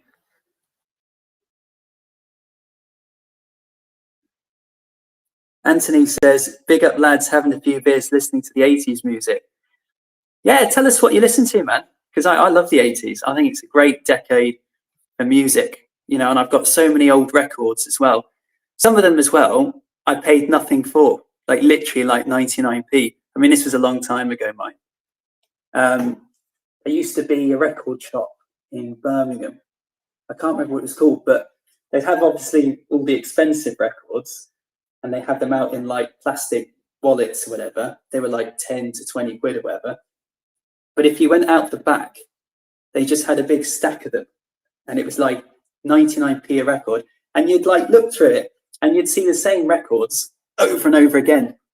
Like they'd have like that album by Go West, there'd be like 3 in the pile. I remember they always had loads of Nick Kershaw records as well. So yeah, but it was quite interesting because when you look through them, unlike all the other records in the shop, it gave you a good sense of what people were actually listening to back in the day, because it was just all the kind of records that, people who perhaps weren't all that into music were listening to. But hey, listen, there's some really good ones in there. Bloody hell. How does this thing work? Right, I'm back. What happened on bloody Wednesday anyway? What happened on Wednesday? You lot to keep bloody Newcastle back. Oh God! Do you know what? Yeah, 5-0, wasn't it? See, this is the thing, Yeti. Like, I'll watch Arsenal, and I'll listen to games on the radio, and then I watch the highlights back. Like, I can't be asked to sit through entire games because I'll be honest with you, football. There are so many boring football matches now. I can't be bothered. Yeah, I agree. I've got better things to do with my time. So obviously that Palace game that finished 5-0, I'm not going to watch the highlights back and watch us get absolutely thumped. Of course you don't. Do you know what I mean? Yeah, of course you don't. I think fuck that. But sorry about the swearing. I don't know how it works because I don't want to swear too much and lose your money if you get anything. Just don't fucking swear, yeah? Oh, okay, I won't fucking swear. That was don't worry about that. Don't worry about that. Actually, can I get a drink as well? Can I get one? Is that right, yeah? Yeah, as long as it's not mine. I'm just going to disappear for a second, right? Well, it's not my bloody drink. You can get a drink all you like. Yeah, I mean, I was kind of like looking at Palace to actually hold Newcastle back, but obviously that didn't happen. Get done 5-0. Poor old Jack actually went there as well to actually watch the game. I mean, he leaves I think he left at half time, I think. Yeah, I think big up Tom. What are you on about, man? But yeah, I mean, 5-0, man. I tell you what, they looking scary. Newcastle are looking scary, man. All these people that saying that Newcastle aren't the business and, need to get a new manager and all this, that and the other, and then they go and do what they've done in the last 2 games. Fucking hell. We're going to struggle. We're going to struggle to get that 3rd spot back. We are going to struggle to get that 3rd spot back against Newcastle. They're looking good now. Jack actually went to the Newcastle game. I think he left at half time. Did he really? Crystal Palace fan. Yeah. Yeah, he left at half time. He was in Wetherspoons. He was like, I can't be honest watching this. It's crazy. I wonder if there's any trouble at the game, like amongst Palace fans. Wonder whether there was anybody kicking off, because away fans are pretty. They're not like, you know. The reason I say that is because I went to watch Crystal Palace play Derby, you know, when I was studying, when I was living there. And we got, this isn't when we were in the Championship, so that's how long ago it was. And we got absolutely thumped when George Burley was managing us. We lost 5-0. Yeah. And I remember I took my mother to the game because like she'd never been to a football match. And I thought, I'd been to a couple and I thought, it might be fun. And sure enough, there was a fecking riot behind us. Like a whole bunch of fans punching each other up. And my mum's there and I'm just like, do you know what? She's never going to come to a football game with me ever again after this. Nah. Some of them are absolutely mental. Mama Flossie says, he left at half time. I don't think there's like, I don't know, Mama will tell me better, but I don't think there's like a major sort of punch-up thing with Newcastle fans anymore. I don't know if they've actually got that anymore. But what did it used to be called, Mama Flossie? They had some kind of name on their, firm and all that kind of thing. I know Palace, they've got their like firm and stuff like that as well. Oh, sorry, I just wanted to say to anybody, it wasn't Palace fans punching up Derby fans at the game. It was Palace fans punching each other up. That's what happened. Right. Oh, nice. Yeah. Obviously, somebody had obviously said, this guy stood up and he said, you're effing crap or you're looking crap, something. And some guy obviously didn't like it and they started hitting each other, Yeah. I mean, you do get that at times. I mean, we had it back in the day. And so you don't see it that often nowadays, to be honest. I think a lot of it's done sort of out the way. It's sorted out on social media. This is why I've always said to Jez, what we need to do is like start a business where we like rent out a field in every town, and like charge them to just go in there and beat the shit out of each other and stuff like that. We make an absolute mint at that, to be honest. Yeah, it's fascinating, some of the documentaries as well about some of the the firms in the 70s and so on. And it's a funny one because it was an avenue for young men who were, I would say, disillusioned and angry with the government working conditions and so on to, how would you say it, just let off some steam, fighting one another. But look, the one thing you can't do is glorify it in any way, shape or form because it was absolutely awful, dreadful, what used to happen. Yeah. Oh, yeah, absolutely. The only thing I would say about the way it was in the past, it was just fist. It wasn't really sort of the way it is now, where you've got like people turning up with weapons and all that kind of stuff. Back in the day, it used to be just like, I say that, but I mean, Hull used to like, when they was playing against somebody, they would be in the metal room all week making like ninja stars and stuff like that to throw position. Do you hear what Jez said about those coins? He said on one of his streams. Yeah. That's crazy. That is just mental beyond anything. It was mental back then. And I don't think it was like anything. I don't know if it was like letting off steam or anything like that. It was just down to it was tribal. It was tribal. Yeah. Football was tribal. If you wasn't a fan of the opposition or whatever, especially when it was a derby game as well, if you got a game that's against your local rivals, it was tribal. So there was always going to be something kind of kick off there. And, I mean, to me, it's like, if you want to go and beat the shit out of each other, that's fine. But don't involve innocents and, people that's not about that, which is like what they tend to do now is, which I find insane. They tend to like have these Stone Island tops on and these £120 gear on to show what they're about and stuff like that. Mate, I tell you, if I'm getting into a fight, I'm wearing my overalls. I ain't wearing some of that cost £120. Do Do you know what though? That whole thing about it, that's always been the case, because my mother, she used to work in Birmingham in a car park. You know, back in the day before it was electronic, you had a car park attendant, didn't you? And that was her job, and she'd been like in a glass booth and everything. And she said at the weekends when Birmingham City were playing, it was absolutely terrifying, because she said they'd have whole groups of Birmingham City fans run through the car park, and they'd be banging on the window and shouting things at her. And she would have been, Zulus, and she would have been banging on the windows and licking the window. And she was 16 years old, you know. And she had like it wasn't a panic button, but luckily there were security guards there, and they kept an eye on her. Yeah. You know, so if anything happened, they'd be down straight away. But that's got nothing to do with honour or anything like that. That's just young men behaving very badly. You know, and it was,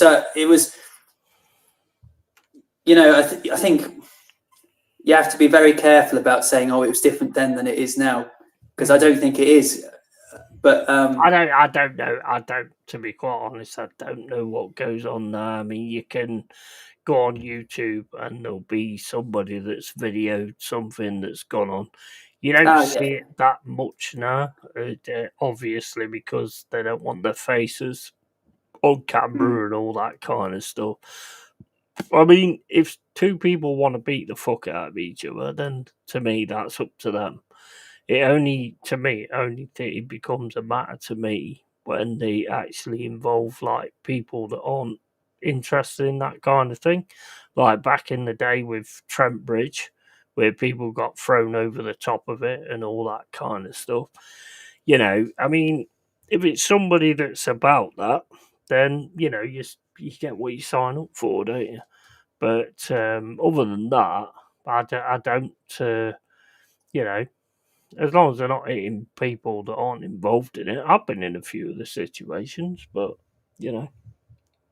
Well, I haven't been to that many games. Like I said, I go to the away games around the Midlands, because obviously I'd moved out of London by the time, you know, that happened. And I've been to Selhurst Park a couple of times, and on both occasions, I was never kind of worried about there being any trouble. But like, it was a bit frosty. Like, it was definitely a bit frosty. A bit like, oh, who are you? You know. I mean, the thing is, back then we were playing in the Championship, so they probably would have been like 14, 15,000 fans there. Yeah. So you'd think that'd be enough that you could just go in and come out and it'd be fine. But it was still a little bit of a almost, what's the right word? Like bubbling up type of thing. No, a bit. What do they call it when it's? I'm just trying to think of the word when it's like volatile. No, like if you went to a really small football club and there'd be like 50 people there every week, and you'd go, they've never seen you before, so it's a bit like, oh, who are you, sort of thing. It was a little bit like that, which I was quite shocked by, considering there's quite a few people there. Yeah, there'd be a few people like, oh, I've not seen him before, and you think, blimey, you know. You think there'd be enough people there that doesn't count for anything. But having said that, my uncle was with me and he was wearing a Barcelona shirt, so maybe that was why. Yeah, maybe. Yeah, maybe that was it. I don't know. We'll see anyway. But anyway, gonna cut it short now, bro. So cheers for coming on anyway. Appreciate it. And, it's good. It's good. We're doing Final Whistle tomorrow.